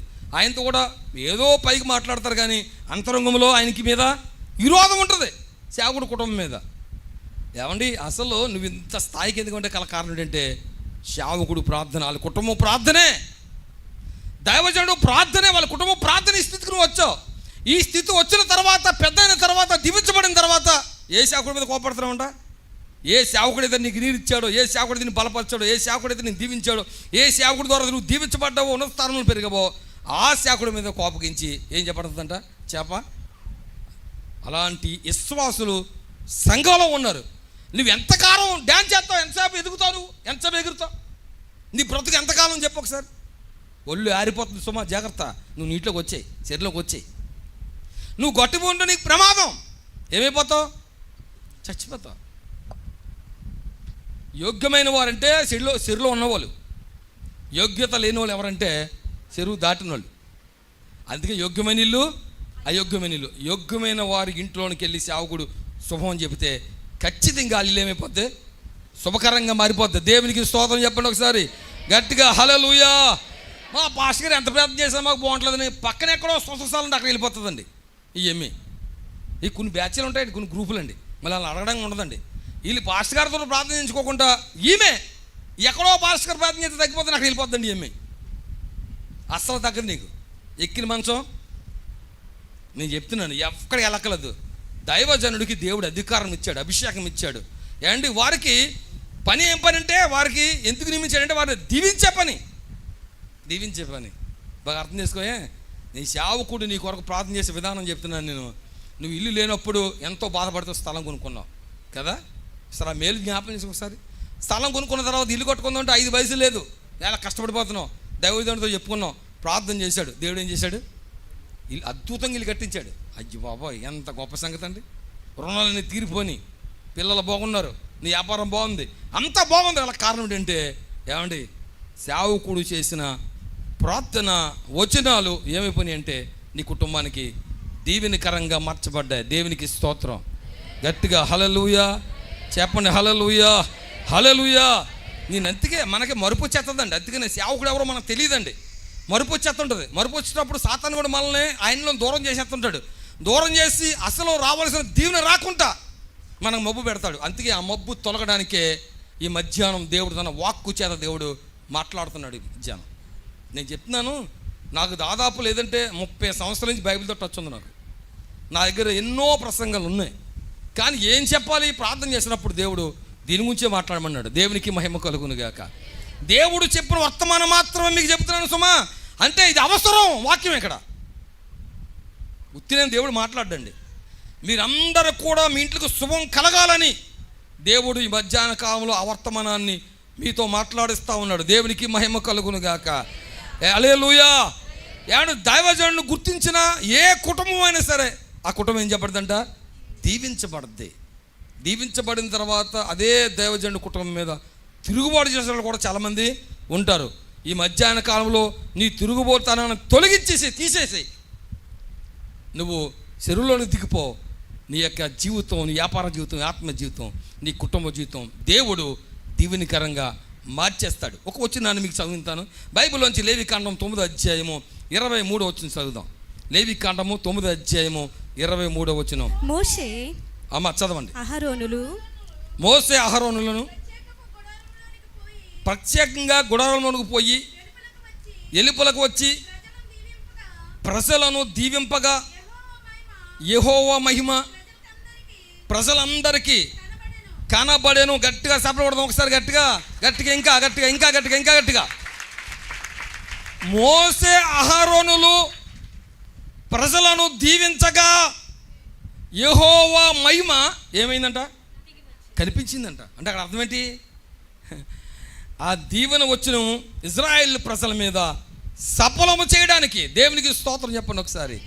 దేవుని మహిమ ఏమండి ఆ ఇజ్రాయెల్ ప్రజలందరి మీదకి దిగింది. ఏమండి ఆ మహిమ మన మధ్య దిగునుగాక. ఆమెన్ చెప్దామా? ఆమెన్ చెప్పండి గట్టిగా. ఆమెన్. 3 విషయాలైనాయి, ఇంకా 4 విషయాలు ఉన్నాయి.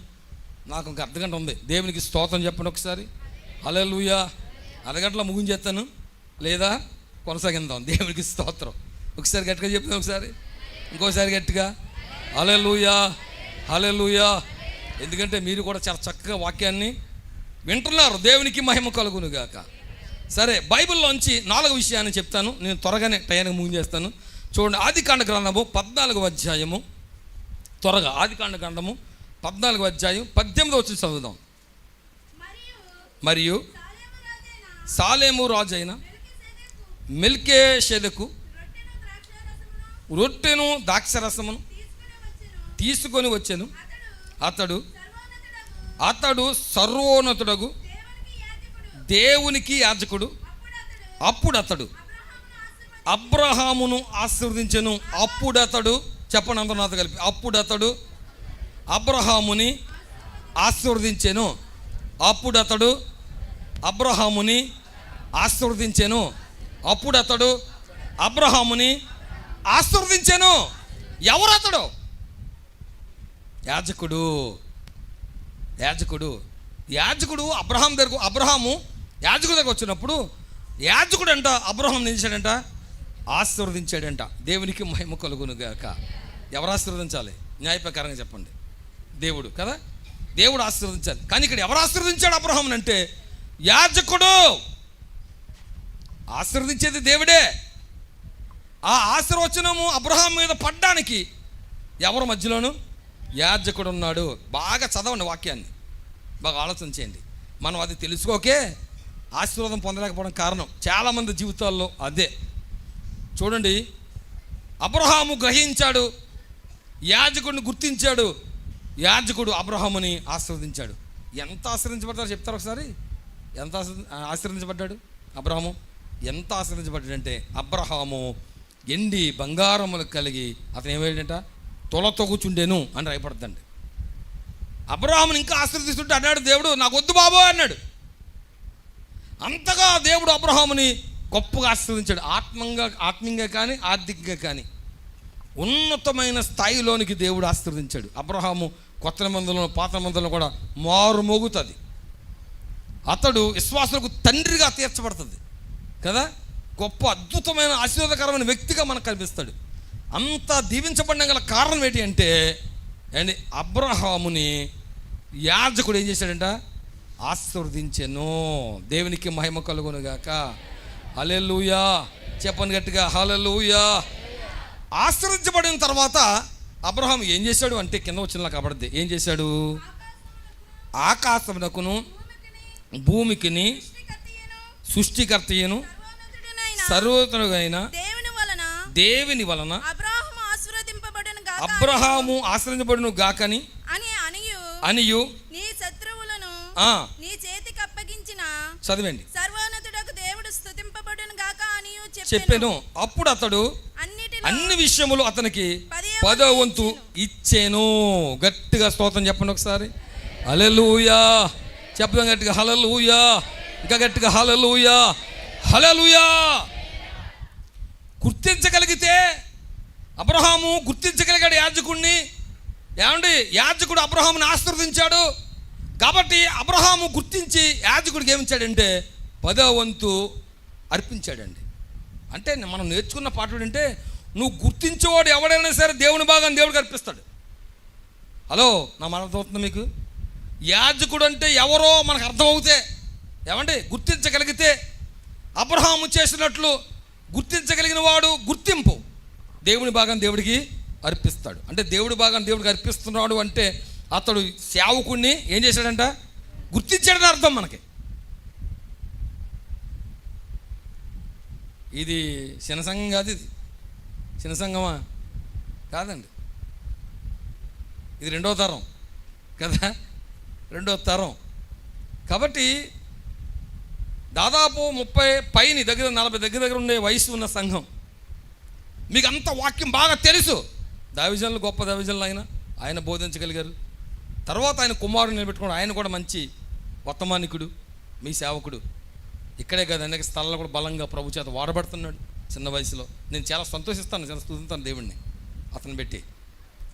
వాక్యం మీకు తెలుసు కనుక మరి ఎంతమంది దేవుని భాగాన్ని దేవుడికి అర్పిస్తున్నారో అనే సంగతి మాత్రం గుర్తించుకోవాలి. ఇక్కడికి వచ్చాక నీరసం వచ్చిందండి మాకు కదా. ఎక్కడికి వచ్చాక నీరసం కదండి. అసలు ఇక్కడికి వచ్చాక దీవించబడతాం, మనం ఆశీర్వదించబడతాం కదా. అసలు ఆశీర్వచనం ఎక్కడి నుంచి పెట్టాడు దేవుడు? దేవుడు భాగాన్ని నా సన్నిధి తీసుకురండి. అప్పుడు ఏం చేస్తాడు ఆయన? ఆకాశవాకలిప్పి కదా, ఆకాశవాకలిప్పి ఏమిస్తానంట? పట్టణంలోని దీవెన ఆశీర్వాదం దేవుడు ఇస్తానన్నాడు. దేవుని భాగం నా సన్నిధి తీసుకురండి 10వ వంతు. అప్పుడు ఆకాశవాకలిప్పి పట్టలైన దేవుని నీకు అనుగ్రహిస్తాను. దేవునికి మహిమ కలుగును గాక. నువ్వు దేవుని సన్నిధిని, దేవుని వాక్యాన్ని, దేవుని సేవకుని గుర్తించగలిగితే చేసే పని తెలుసా? దేవుని భాగాన్ని దేవుడికి ఏం చేస్తావంట? అర్పిస్తావు. చెప్పండి, ఏం చేస్తాడంట? అర్పిస్తావు. అబ్రహాం అర్పించాడు. అతను కూర్చి ఎక్కడ ఇబ్రీ రాసిన పత్రికలు అంటాడు, ఇతడు ఎంత గనుడో చూడుడి, శ్రేష్టమైన ప్రతి వస్తువులోను కూడా 10వ వంతు దేవుడికి అతడు చెల్లించెను అని రాయబడుతుందండి. దేవునికి స్తోత్రం చెప్పండి ఒకసారి. హల్లెలూయా. గలిబిలి బోధలో రకరకాల బోధలు వెనకండి, వాక్యం ఏం చెప్తుందో అది వినండి. అండ్ మనం ఏం చెప్పడతామంట? దీవించబడతాం. చెప్పండి ఒకసారి, దీవించబడతాం. దేవునికి మహిమ కలుగును గాక. మాట్లాడుతున్నా నేను అండి, మా కుటుంబంలో నేను 8వ సంతానానండి. 8 సంతానం మా అమ్మగారికి. అందులో 7వ వ్యక్తిని నేను. మా అమ్మగారికి 5 ఆడోళ్ళు, 3 మగోళ్ళండి. అందులో 7వ మనిషిని నేను. నేను ఎప్పుడు పుట్టానంటే మా అమ్మగారు 6 పుట్టిన తర్వాత పుట్టాను. మా అమ్మగారికి ఆపరేషన్ చేయించుకోవడానికి భయపడి పిల్లలు పుట్టకుండా మందు వేసుకుంటే పుట్టానంట నేను. ఆ దినాల్లో ఆపరేషన్ అంట చేసిన తర్వాత 3 రోజుల దాకా ఒక పక్క ఉంచేవారట. అమ్మ ఇప్పుడు ఆపరేషన్లు కాదు తల్లి, ఇప్పుడు అంతా చీమ స్థితికి అంతే. మనకు భయం ఎక్కువ ఇవ్వతుంది తప్ప ఆపరేషన్ పెద్ద గొప్పే ఉంటుంది కదా. 3 రోజులు ఉంచేవారట. అలాంటి మా అమ్మగారు లాంటి వయసులో తెలుస్తుంది. మా అమ్మగారు లాంటి ఎవరు ఉంటే మళ్ళీ 3 రోజులు పక్కన తిప్పేవారంట. 6 రోజులు 2 పక్కలు అయిన తర్వాత అప్పుడు కూర్చుని పెట్టేవారట. ఆ దినాల్లో అంత బాధ మా అమ్మగారు పడలేక భయమేసి పిల్లలు పుట్టకుండా మందేస్తే, పిల్లలు పుట్టకుండా మందేసినా సరే పుట్టాను నేను. ఎందుకు పుట్టాను చెప్పండి సరే, దేవుని సేవా సంకల్పం నా పట్ల ఉంది కాబట్టి పుట్టాను. దేవునికి స్తోత్రం చెప్పండి. హల్లెలూయా. పుట్టడం ఎలా పుట్టాను తెలుసా? ఆ పిల్లలు పుట్టకుండా మందు వేసుకున్న తర్వాత ఆ పవర్కి, ఆ ఒత్తిడికి నేను చాలా బలహీనంగా పుట్టానండి. ఎంత బలహీన పుట్టానో చెప్తాను మీకు. ఎవ్వరు కూడా తొయ్యకుండానే నేను పడిపోండి అనమాట. అర్థమైపోద్దని చెప్తాను. ఎవరు తొయ్యక్కలేదని నన్ను, ఎవరు తొయ్యకుండానే పడిపోవండి. అన్ని దెబ్బలు ఉండింటాను, చాలా దెబ్బలండి. నా ముఖాన్ని సరిగ్గా మీరు చూస్తే నా ముఖం చాలా దెబ్బలు ఉంటాయి. నా చిన్నప్పుడు దెబ్బలన్నీ కదా. కాబట్టి అలా పడిపోతున్నవాడిని. అలాంటి భయంకర పరిస్థితులు ఉన్నప్పుడు నన్ను ఎవ్వరు కూడా మా ఇంట్లో ఎవ్వరు పట్టించుకునేవారు కాదు. ఎందుకంటే మిగతా వాళ్ళందరూ బలవంతులు, ఆరోగ్యవంతులు. నేను ఒక్కనే ఆరోగ్యం లేనివాడిని, బలం లేనివాడిని, సన్నంగా ఉండేవాడిని. అప్పుడు నన్ను ఎవ్వరు పట్టించుకునేవారు కాదు, పక్కన పెట్టుకునేవారు. నేను ఎన్నిక లేని మనిషిని. మా అమ్మగారు నాకు నూనె గడ్డ రాసి మా అమ్మగారు ఏడుతుంటుంది, ఒరే నువ్వు బతుకుతావా బతకవా, మమ్మల్ని పోషింతావా అని మా అమ్మగారు ఏడుతూ ఉండేదండి. ఇలాంటి పరిస్థితిలో ఉన్నప్పుడు నన్ను ఎవరు పట్టించుకునే పరిస్థితిలో మేము ప్రభు అంటే మాకు తెలియదు. 85లో ప్రభువు నమ్ముకున్నాం. 85వ సంవత్సరం, ఇప్పటికి 40 సంవత్సరాలు. ఈ డిసెంబర్ వస్తే 40 సంవత్సరాలు, 39 నిండిపోయి 40లోకి వెళ్తాం మేము దేవుడిని నమ్ముకొని. అలా దేవుడిని నమ్ముకున్న తర్వాత మా నాన్నగారు పెట్టి దేవుడిని నమ్ముకున్నాం. నేను కూడా దేవుడి మందిరానికి వెళ్తాను నువ్వండి. నేను కూడా దేవుడి మందిరం కానీ 80 నుంచి 92లో బాప్తిసం పొందాను నేను. ఎప్పుడండి 92, 32 సంవత్సరాలు అయింది నేను బాప్తిసం పొంది. 25 సంవత్సరాలు అయింది సేవకి వెళ్ళి. అర్థమైందండి. 32 బాప్తిసం పొందాను. పొందిన తర్వాత వాక్యం వింటున్నాను. అయితే మరి కొత్త కాబట్టి పెద్దగా తెలీదు. ఆ వాక్యం వింటుండగా దేవుని బాగానికి వచ్చి చెబుతుంటే విన్నాను. అప్పటికి మా పరిస్థితి చాలా కొద్ది పరిస్థితి. 93వ సంవత్సరాలు పెళ్లి చేసేసారండి ఈ బలవంతుడికి. ఏం చేశారంట? పెళ్లి చేశారు. ఆవిడ కూడా ఎవరినో కాదండి, మా మేనగోళ్ళ చేశారండి. 2 అక్క కూతురిని పెళ్లి చేశారండి. పెళ్లి చేసిన వెంటనే మా అన్నయ్యలు ఇద్దరు ఎవరు మట్టుకు వాళ్ళు వెళ్ళిపోయారండి. మా నాన్నగారు ఒక్కొక్కరికి 7,500 అప్పు కట్టారండి. మా నాన్నగారికి అప్పటికే జబ్బు చేసింది కాబట్టి మా నాన్నగారు ఎక్కడికి వెళ్తలేదండి. మా నాన్నగారిని మా అమ్మగారిని పోషించాలి, ఎక్కడికి వెళ్ళని వాళ్ళు. తర్వాత నేనే నడుస్తుంటే పడిపోతున్న వాడిని, మళ్ళీ నాకు ఒక భార్య, మళ్ళీ ఆవిడని పోషించాలి, వీళ్ళిద్దరిని పోషించాలి. 7,500 అప్పు తీర్చాలి. అంతే అనుకుంటున్నాను. 7,500 అంటేనే నేను చెప్పేది 31 సంవత్సరం కింద చెప్తున్నాను నేను. అప్పుడు 7,500 ఎంత రేటో మీకు తెలుస్తుంది. అప్పుడు ఆ అప్పు ఎక్కడ తీర్చను? నేనే బతకలేను, నా భార్యనే పోషించలేను, మా అమ్మ నాన్న పోషించాలి, 7,500 అప్పు తీర్చాలి. ఇలా బాధపడుతున్న వేళలో నేను ఏం చేయలేక ఇంట్లోకి వెళ్ళిపోయి తలుపు వేసుకొని ప్రార్థన చేసుకుంటున్నాను. ప్రార్థన వస్తలేదండి, కన్నీరు వస్తుంది. మా నాన్నగారు ఏం చేశారంటే తలుపు కొడతా, ఒరే నీకేం భయం పడుతురా, నేను ఉన్నాను కదా అంటాడండి. ఆయన ఏంటి కూర్చుండే కథలు, ఆయన జబ్బు చేసింది, ఆయనకి ఎక్కడికి వెళ్తలేదు, ఆయన నేనే పోషించాలి. సరే మొత్తం మీద దేవుడి దగ్గర ప్రార్థన చేసుకున్నాను, బయటకు వచ్చాను. నేను వాక్యం విన్నాను కాబట్టి దేవుడు బాగానే కూర్చి దేవుడి బాగాను దేవుడికి ఇద్దాం అని ఆలోచన కలిగి దేవుని భాగాన్ని దేవుడికి ఇవ్వడం ప్రారంభించాను. దేవుడు నన్ను దీవించడం ప్రారంభించాడు. ఎప్పుడైతే దేవుని భాగాన్ని దేవుడికి ఇవ్వడం ప్రారంభించానో 2 నెలల్లోనే 7,500 అప్పు తీరిపోయింది. దేవునికి మహిమ కలుగును గాక. అది ఎలా తీరిందంటే చేపల ఎక్స్పోర్ట్ ఉంటుందండి. మగవాళ్ళకి వెళ్ళొచ్చు, బెక్కవాళ్ళలో రోడ్డు వారం చేసి డబ్బాల్లో ప్యాక్ చేస్తారు చేపలలో, వీళ్ళు వెళ్తాయి అలా వస్తారు. కాబట్టి అది మాది వ్యాపారం. దాంట్లో ప్రారంభించాను. 4 జిల్లాలు, వరంగల్, శ్రీకాకుళం, విజయనగరం, మరి ఒరిస్సా వరకు ఇంచుమించు ఎక్స్పోర్ట్ వెళ్తుంటుంది. ఇలాగున్న దేవుడు చిన్న వయసులోనే వ్యాపారాన్ని అనుకున్న రీతిగా డెవలప్ చేసి 2 నెలల్లోనే 7,500 అప్పు తీరిపోయింది.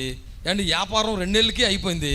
ఇంకొక 7,500 నిల్వ ఉన్నట్టుగా దేవుడు చేశాడు. దేవునికి మహిమ కలుగును గాక.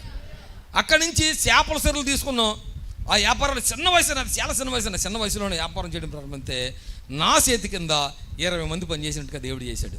ఇలాగ వ్యాపారం డెవలప్ చేయడం ప్రారంభించాడు. వ్యాపారం పెరిగింది, దేవుడు ఆశీర్వదించడం ప్రారంభించాడు. రుణాలు తీరిపోయి ఇంకా నా పని ఎలా ఉందండి, ఎలా పడితే అలా ఉందండి. 2000 వచ్చేసరికి 20 మంది పనిచేస్తూ మంచి వ్యాపారం కలిగి లక్షల మీద వ్యాపారం జరుగుతూ ఏం జరుగుతుందండి సార్, తొలగతూగుతున్నాను అప్పుడు ఆ టైం మంచి వ్యాపారం. అలా ఉంటున్న వేళలో ప్రభు అన్నాడు, నా కుమారుడా నీవు కాపు వరానికి ఏమైపో సేవకి వెళ్ళిపోమన్నాడు. అంతే. ఎవడు వెళ్తాడండి? ఆ సంవత్సరం ఎంత మిగిలింది తెలుసా నాకు? 1,40,000 మిగిలిందండి. 2000లో 1,40,000 మిగిలిందండి సంవత్సరం. నాకు వచ్చిన డబ్బు 1,40,000 అంటే ఎకరం వెళ్తుంది అప్పుడు. స్తోత్రం చెప్పండి ఒకసారి. హల్లెలూయా. అండ్ అంత వ్యాపారం సేవకి వెళ్ళిపోమంటే వెళ్ళగలమా? అప్పుడు నేను అనుకున్నాను, దిక్కుమాలి వాడిగా, ఎవరి చేత ఎన్నిక లేని వాడుగా నేను జీవిస్తున్న వేళలో ప్రభువు నన్ను జ్ఞాపకం చేసుకున్నాను, తట్టి నన్ను ఆశీర్వదించాడు, దీవించాడు. కాబట్టి ఆయన మాట విందాం అని వ్యాపారం అంతా ఇడిచిపెట్టేసి 2000లో పరిచర్యకి వెళ్ళిపోయాను. దేవుడు తన కృపలో దాదాపు 300 మంది చిన్నలు పెద్దలు కలిపి సంఘాన్ని దేవుడు ఈ 24 సంవత్సరాల్లో దేవుడు అలాగున దేవుడు దీవించాడు. దేవునికి మహిమ కలుగును గాక. స్తోత్రం చెప్పండి గట్టిగా. హల్లెలూయా. అప్పుడు మా ఇంట్లో వాళ్ళకి ఎవరికి అక్కర్లేదు నేను, ఇప్పుడు మా ఇంట్లో వాళ్ళకి అందరికీ కావాలి. దేవునికి స్తోత్రం చెప్పండి ఒకసారి. హల్లెలూయా. ఏండి ఒక ఉప్పు బత్త ఎక్కడ ఉంటుంది పక్కనే, ఆ టైపులో పక్కన పడేశారు. కానీ ఈ రోజును దేవుడు ఆశీర్వదించబడిన తర్వాత, సేవకుడిగా మార్చబడిన తర్వాత, ఇప్పుడు నేను లేకుండా వాళ్ళ ఇంట్లో ఏ కార్యక్రమాలు కూడా ఏర్పాటు చేసుకోరు. మా కుటుంబంలో ఉన్నతమైన స్థాయిలో దేవుడు నన్ను నిలబెట్టాడు. కారణం ఏంటి అంటే చెప్పండి, కారణం ఏంటంటే చెప్పండి. దేవుని భాగాన్ని దేవుడికి అర్పించడం వలన దేవుడు నన్ను జ్ఞాపకం చేసుకొని దీవించడం ప్రారంభించాడు. నా భాగం నాకు ఇచ్చి నన్ను శోధించండి, ఆకాశవాకలిపి పట్ల నిర్మిస్తానన్న వాగ్దానం అబద్ధమా? కాదు కదా.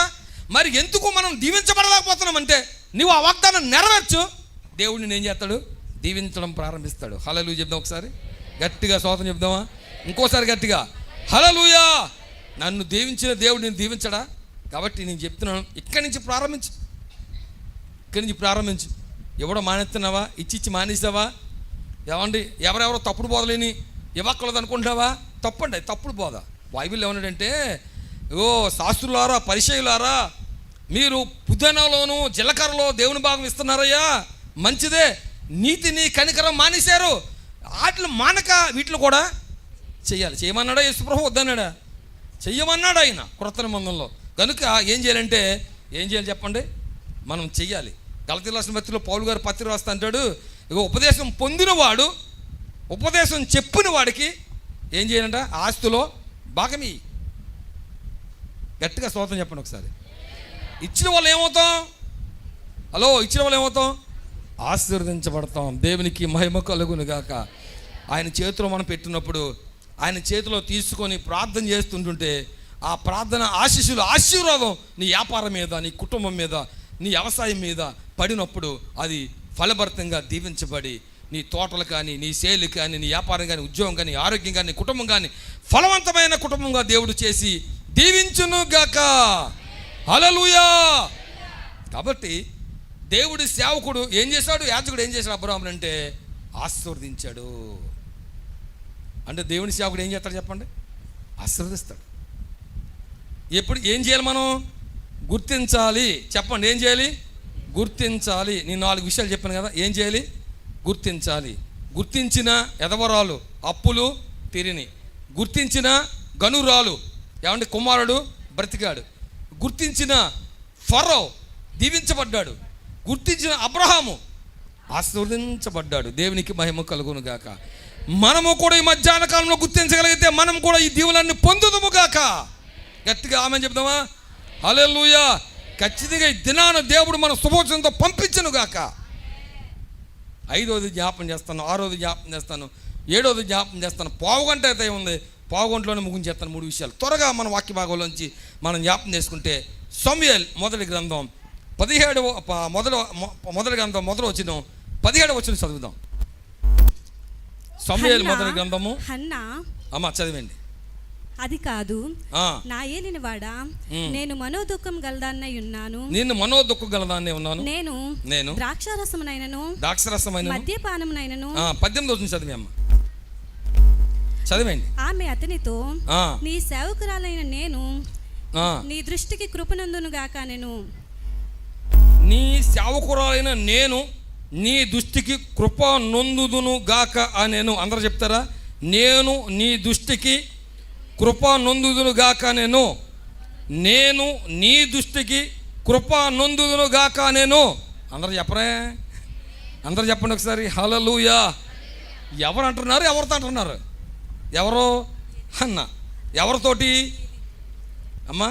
ఏలి అనే దైవజనుడితో అంటుంది. ఏలి అనే దైవజనుడితో ఏమంటుందంటే, దైవజనుడా నేను నీ కృప నొందుదును గాక నేను. ఎవరి దగ్గర ఉందండి కృప? ఎవరి దగ్గర ఉంటుందండి కృప? చెప్పండి. ఎవరి దగ్గర ఉంటుంది? గట్టిగా చెప్పాలి. ఎవరి దగ్గర ఉంటుంది? ఏమండి? దేవుడి దగ్గర మాత్రం ఉండే కృప. ఏం చెప్పాడంటే, చెప్పండి ఏం చెప్పాడంట? ఆమె ఏం చెప్పిందంట? ఏలీతో చెప్తుంది. ఏలీ దైవజనుడా నేను నీ దృష్టికి ఏం పొందానంట? కృప నొందాను. ఆయన ఏం చెప్పాడు తెలుసా? నువ్వు యెహోవా సన్నిధిలో మనవి చేసిన దాని ప్రకారంగా దేవుడు నీకు చేయునుగాక అన్నాడు. స్తోత్రం చెప్పండి గట్టిగా ఒకసారి. హల్లెలూయా. ఆయన పలికిన శుభవచనం పలికినప్పుడు ఈమె చెప్పిన మాట అంటే, నీ దృష్టిలో నేనేం పొందానంట అంటే, దైవజనుడా నువ్వు శుభవచనం పలుకో, నాకు గర్భఫలం లేదు, నాకు బిడ్డలు లేరు, అవమాన పాలు అయిపోతున్నాను, అపకీర్తి అయిపోతున్నాను, నన్ను ఎవరు పిలుస్తలేదు, నన్ను ఎవరు కూడా లెక్క చేస్తలేదు, ఇలాంటి పరిస్థితులు ఉండగా నీవు నన్ను జ్ఞాపం చేసుకొని జరుగునుగాక అన్నావు, కృప పొందుదుగాక అన్నావు. చాలయ్యా, నీ నోట్లోంచి పలుకు వచ్చింది కాబట్టి దేవుడు అది నెరవేరుస్తాడు అనే ఉద్దేశంతో నీ దృష్టికి నేనేం పొందానంట? కృప. దేవునికి మహిమ కలుగునుగాక. హల్లెలూయా. హల్లెలూయా. ఏమండి? ఆమెకి ఏం కలిగిందంటే, నిశ్చయముగా ఒక చక్కని మగబిడ్డను దేవుడు అనుగ్రహించాడు. ఇవ్వలేదా? దేవుడు దైవజనుడు పలికాడు, దేవుడు ఇచ్చాడు. దైవజనుడు ప్రార్థన చేశాడు, శుభవచనం పలికాడు. ఏమండి? ఈమె మరి శుభవచనానికి ఆశీర్వాదకరంగా ఏం చెప్పాడంటే, గర్భఫలాన్ని పొందుకుంది. అంటే అన్న ఏం గుర్తించింది? అమ్మ అన్న ఏలి దైవజనుడు ఏలిని ఏం గుర్తించింది? చెప్పండి. ఏం గుర్తించిందంట?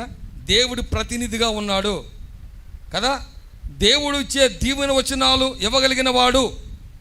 గుర్తించగలిగింది కాబట్టి, దైవజనుడు గుర్తించింది కాబట్టి, గుర్తించిన ఆమె ఆ యొక్క గుర్తింపుకి తగినట్లుగా ఏం పొందిందంటే, గర్భఫలాన్ని పొందింది, చక్కని కుమారుని సంపాదించుకుంది.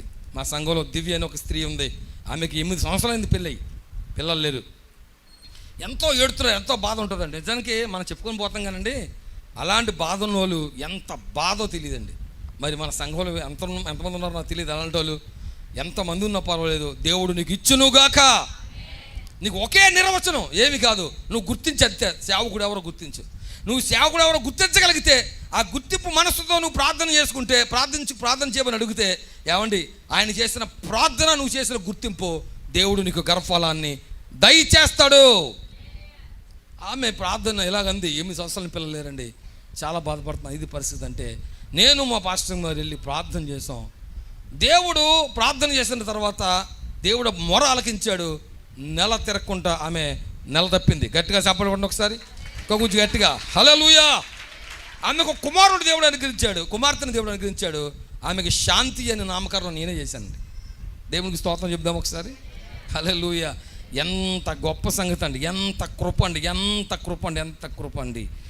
దీన దశలో నేనున్నప్పుడు నన్ను బరువన్నిది నీ కృపా, నేనీ స్థితిలో ఉన్నానంటే కేవలం అది నీ కృపా.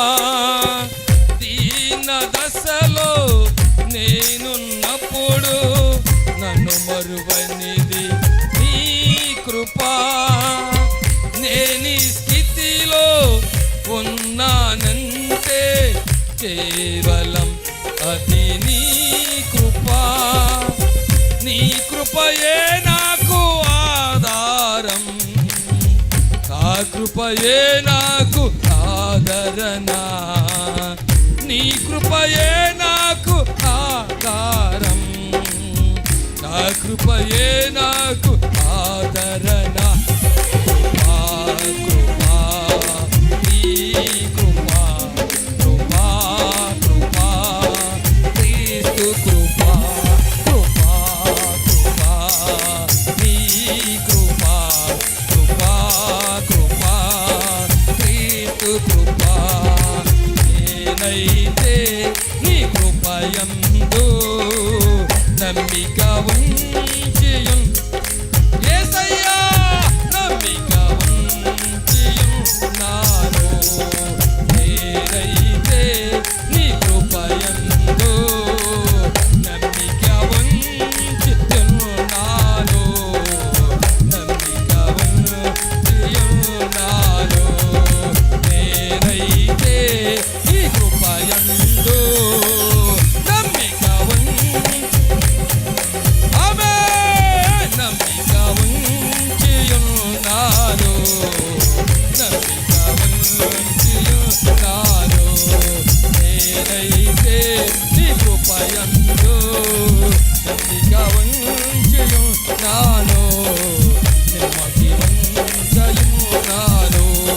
నేనైతే నీ కృపయందు నమ్మిక ఉంచియున్నాను, నమ్మిక ఉంచియున్నాను.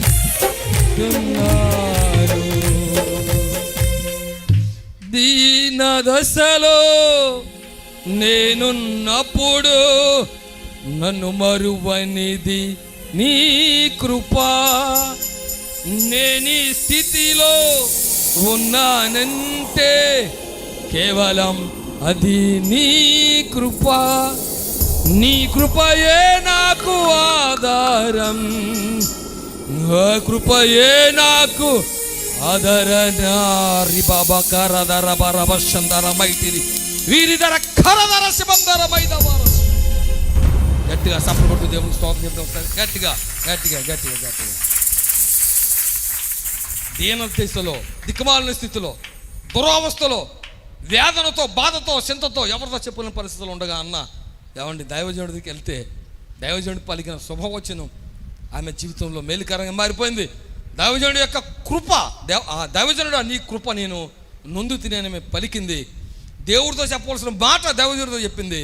దేవుడు జ్ఞాపకం చేసుకుని ఆమె దీన దశను, సిగ్గుమాలిన జీవితాన్ని, అవమాన జీవితాన్ని దేవుడు తీసివేసి ఏమంటే ధన్యురాలుగా దేవుడు చేశాడు. దేవునికి మహిమ కలుగును గాక. అమ్మ, దేవుళ్ళు సంఘములు ఉన్న బిడ్డలారు, ఎవరైనా లైవ్లు అంటున్నా బిడ్డలారు, ఎవరైనా సరే నువ్వు పూర్తిగా దైవజనుడు ఎవరో నువ్వు గుర్తించగలిగితే దేవుడు నీ గర్భఫలాన్ని తెరవగలడు. దేవునికి స్తోత్రం చెప్పండి ఒకసారి. హల్లెలూయా. శబ్దం గట్టిగా హల్లెలూయా, హల్లెలూయా. నేను త్వరగా వెళ్తున్నాను. దేవుని యొక్క వాక్యంలోంచి 6వ విషయాన్ని మీకు జ్ఞాపకం చేస్తాను. బైబిల్లోంచి యోహాను రాసిన సువార్త 20వ అధ్యాయం 23వ వచనం చదువుదాం. 20వ అధ్యాయము 23వ వచనం. రైట్. మీరు ఎవరి పాపములను క్షమింతురో వారి పాపములను క్షమించబడను. ఎవరి పాపములు మీరు నిలిచి ఉండనిత్తురో నిలిచి ఉండునని వారితో చెప్పాను.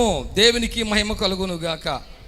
యేసు ప్రభు వారు శిష్యులతో చెప్పిన శ్రేష్టమైన మాట. ఏం మాట చెప్పాడు చూసారు? అది ఎంత, అది మనం అంతు చిక్కని మాట కదా, అర్థం కాని మాట కదా. ఏమన్నాడంటే ఒకసారి చదువు తల్లి మళ్ళీని. మీరు ఎవరి పాపములు క్షమింతురో వారి పాపములు క్షమించబడును. ఎవరి పాపములు మీరు నిలచనుండనిత్తురో అది నిలిచి ఉండనని వారితో చెప్పాను. చూసారా? అంటే శిష్యులంట ఎవరైనా పాపాలు క్షమించాడు అనుకోండి, క్షమించమని అన్నారు అనుకోండి, వాళ్ళ పాపాలు క్షమించబడిపోతాయట. ఎవరి పాపాలైతే నిలస ఉండనిస్తారో వాళ్ళ పాపాలు ఉండిపోతాయంట. పాపం ఉంటే పరలోకం వెళ్తామా? అబ్బో, అంటే ఇక్కడ వాక్యాన్ని బట్టి మనం అర్థం చేసుకుంటే ఏమంటే పాపము క్షమించడానికి దేవుడు దైవజనుడికి ఏమిచ్చాడంట? అధికారాన్ని అనుగ్రహించాడు. కంగారు పడకండి, పూర్తిగా వాక్యం అన్నాడు. కొంతమంది కంగారు వచ్చేస్తుంటుందని. దేవుడే కదా క్షమించేది కదా, పూర్తిగా వాక్యం అర్థం చేసుకుంటే అర్థమవుతుంది. సర్వ ప్రపంచం యొక్క పాపాలను క్షమించడానికి సిలువలో యేసయ్య బలయ్యాడు. పాప నివారణ పొందాం. పాపం ఇదేం ద్వారా? సిలువ మరణం ద్వారా ఆయన పాప కార్యాన్ని సిలువలో చేసి అందరికీ పాప విమోక్షణ అనుగ్రహించాడు. మరి దైవజనుడు క్షమించడం పెట్టి అని అంటారా? మీరు బాగా అర్థం చేసుకోండి. ఆయన సర్వప్రపంచం యొక్క ప్రాయశ్చిత్తం చేశాడు.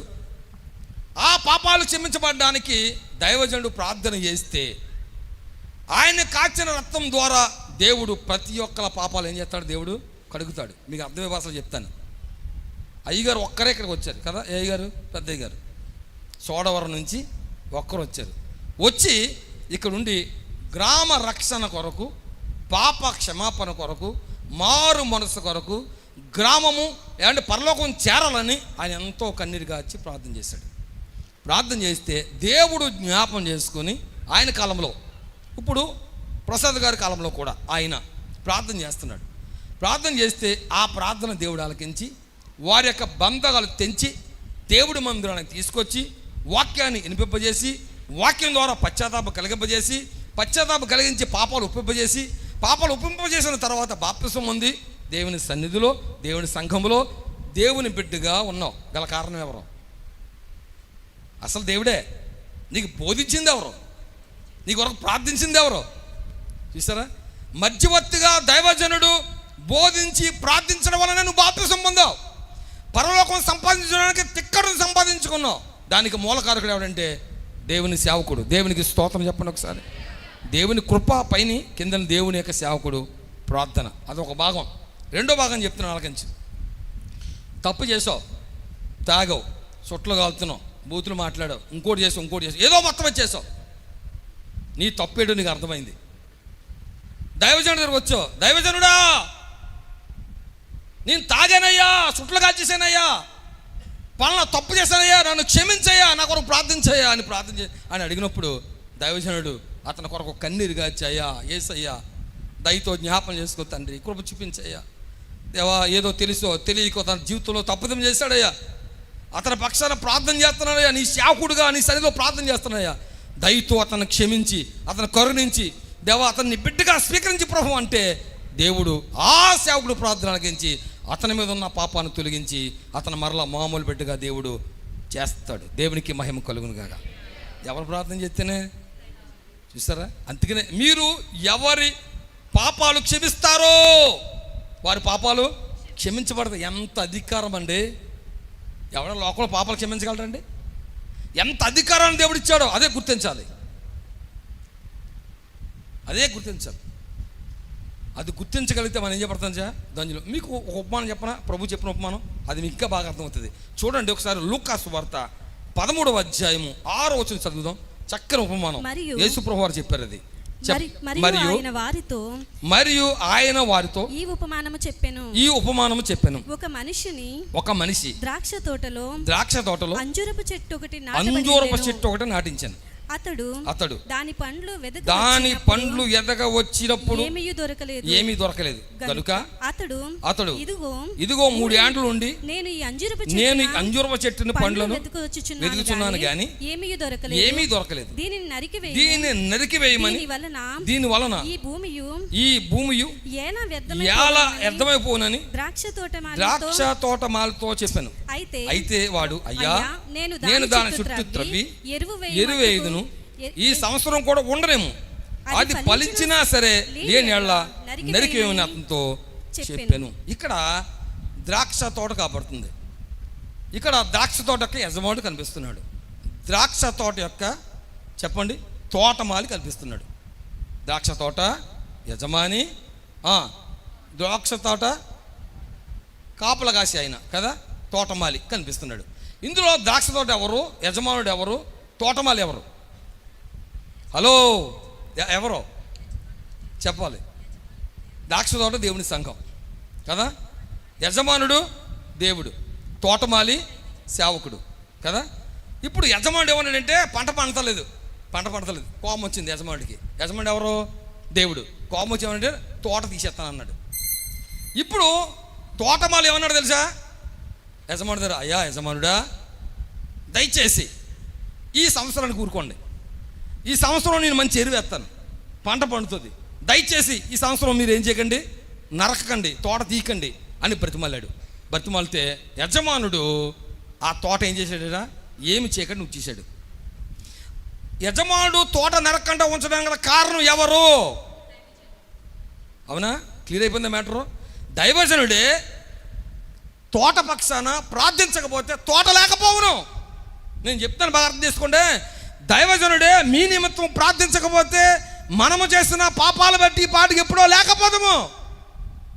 మనం ఇంకా సజీవులుగా ఉన్నామంటే, మన కుటుంబాలు దీవించబడుతున్నాయంటే, మనం ఆశ్రయించబడుతున్నామంటే, దేవుడు కాపాడుతున్నాడు గల కారణం అంటే నా సంఘ దోషాన్ని ప్రభువా క్షమించమని ఆయన భుజంలో వేసుకొని ఏం చేస్తాడంటే దైవజనుడు తోటమాలి ప్రార్థన చేస్తాడండి. ఎంత ఇలివైన వాడో, ఎంత అవసరమో, ఎంత ఉన్నతుడో సేవకుడు సంఘమా అర్థం చేసుకో. సేవకుడు అంటే ఎవరు అనుకుంటున్నారండి? ఆయన మూలం మనం ఇలాగ ఉన్నాం. తోటమాలి దేవునికి స్తోత్రం చెప్పండి గట్టిగా, హల్లెలూయా. ఇంకా 2-3 ఉపమానాలు చెప్తే బాగుంటుంది. కానీ అండి పాత నిబంధనలోకి వెళ్తే అండి మోసే ఆ దేవుని యొక్క ప్రజలను నాయకుడిగా ఉన్నప్పుడు మోసే ఎక్కడికి వెళ్ళిపోయాడంట? కొండ మీదకి ప్రభు తీసుకెళ్ళినప్పుడు 40 దినాలు కొండ మీద ఉన్న తర్వాత ఏమండి దేవుడు చెప్పాడు, మోసే నువ్వు కిందకి వెళ్ళిపోయా, నీ ప్రజలు ఏమైపోయారు? చెడిపోయారు. చెడిపోయి ఏం చేస్తున్నారు? కిందనే డ్యాన్సులు, ఇందులు, వాళ్ళు ఇష్టానుసారంగా జీవిస్తున్నారండి. ఇష్టానుసారంగా దూడం చేసుకుని డ్యాన్స్ చేస్తున్నారు. వాయ వరస లేదు, త్రాగుడు, చెడిపోయారు, పాడైపోయారు. వెళ్ళాడు కిందకి. దేవుడు అన్నాడు ఏంటో తెలుసా?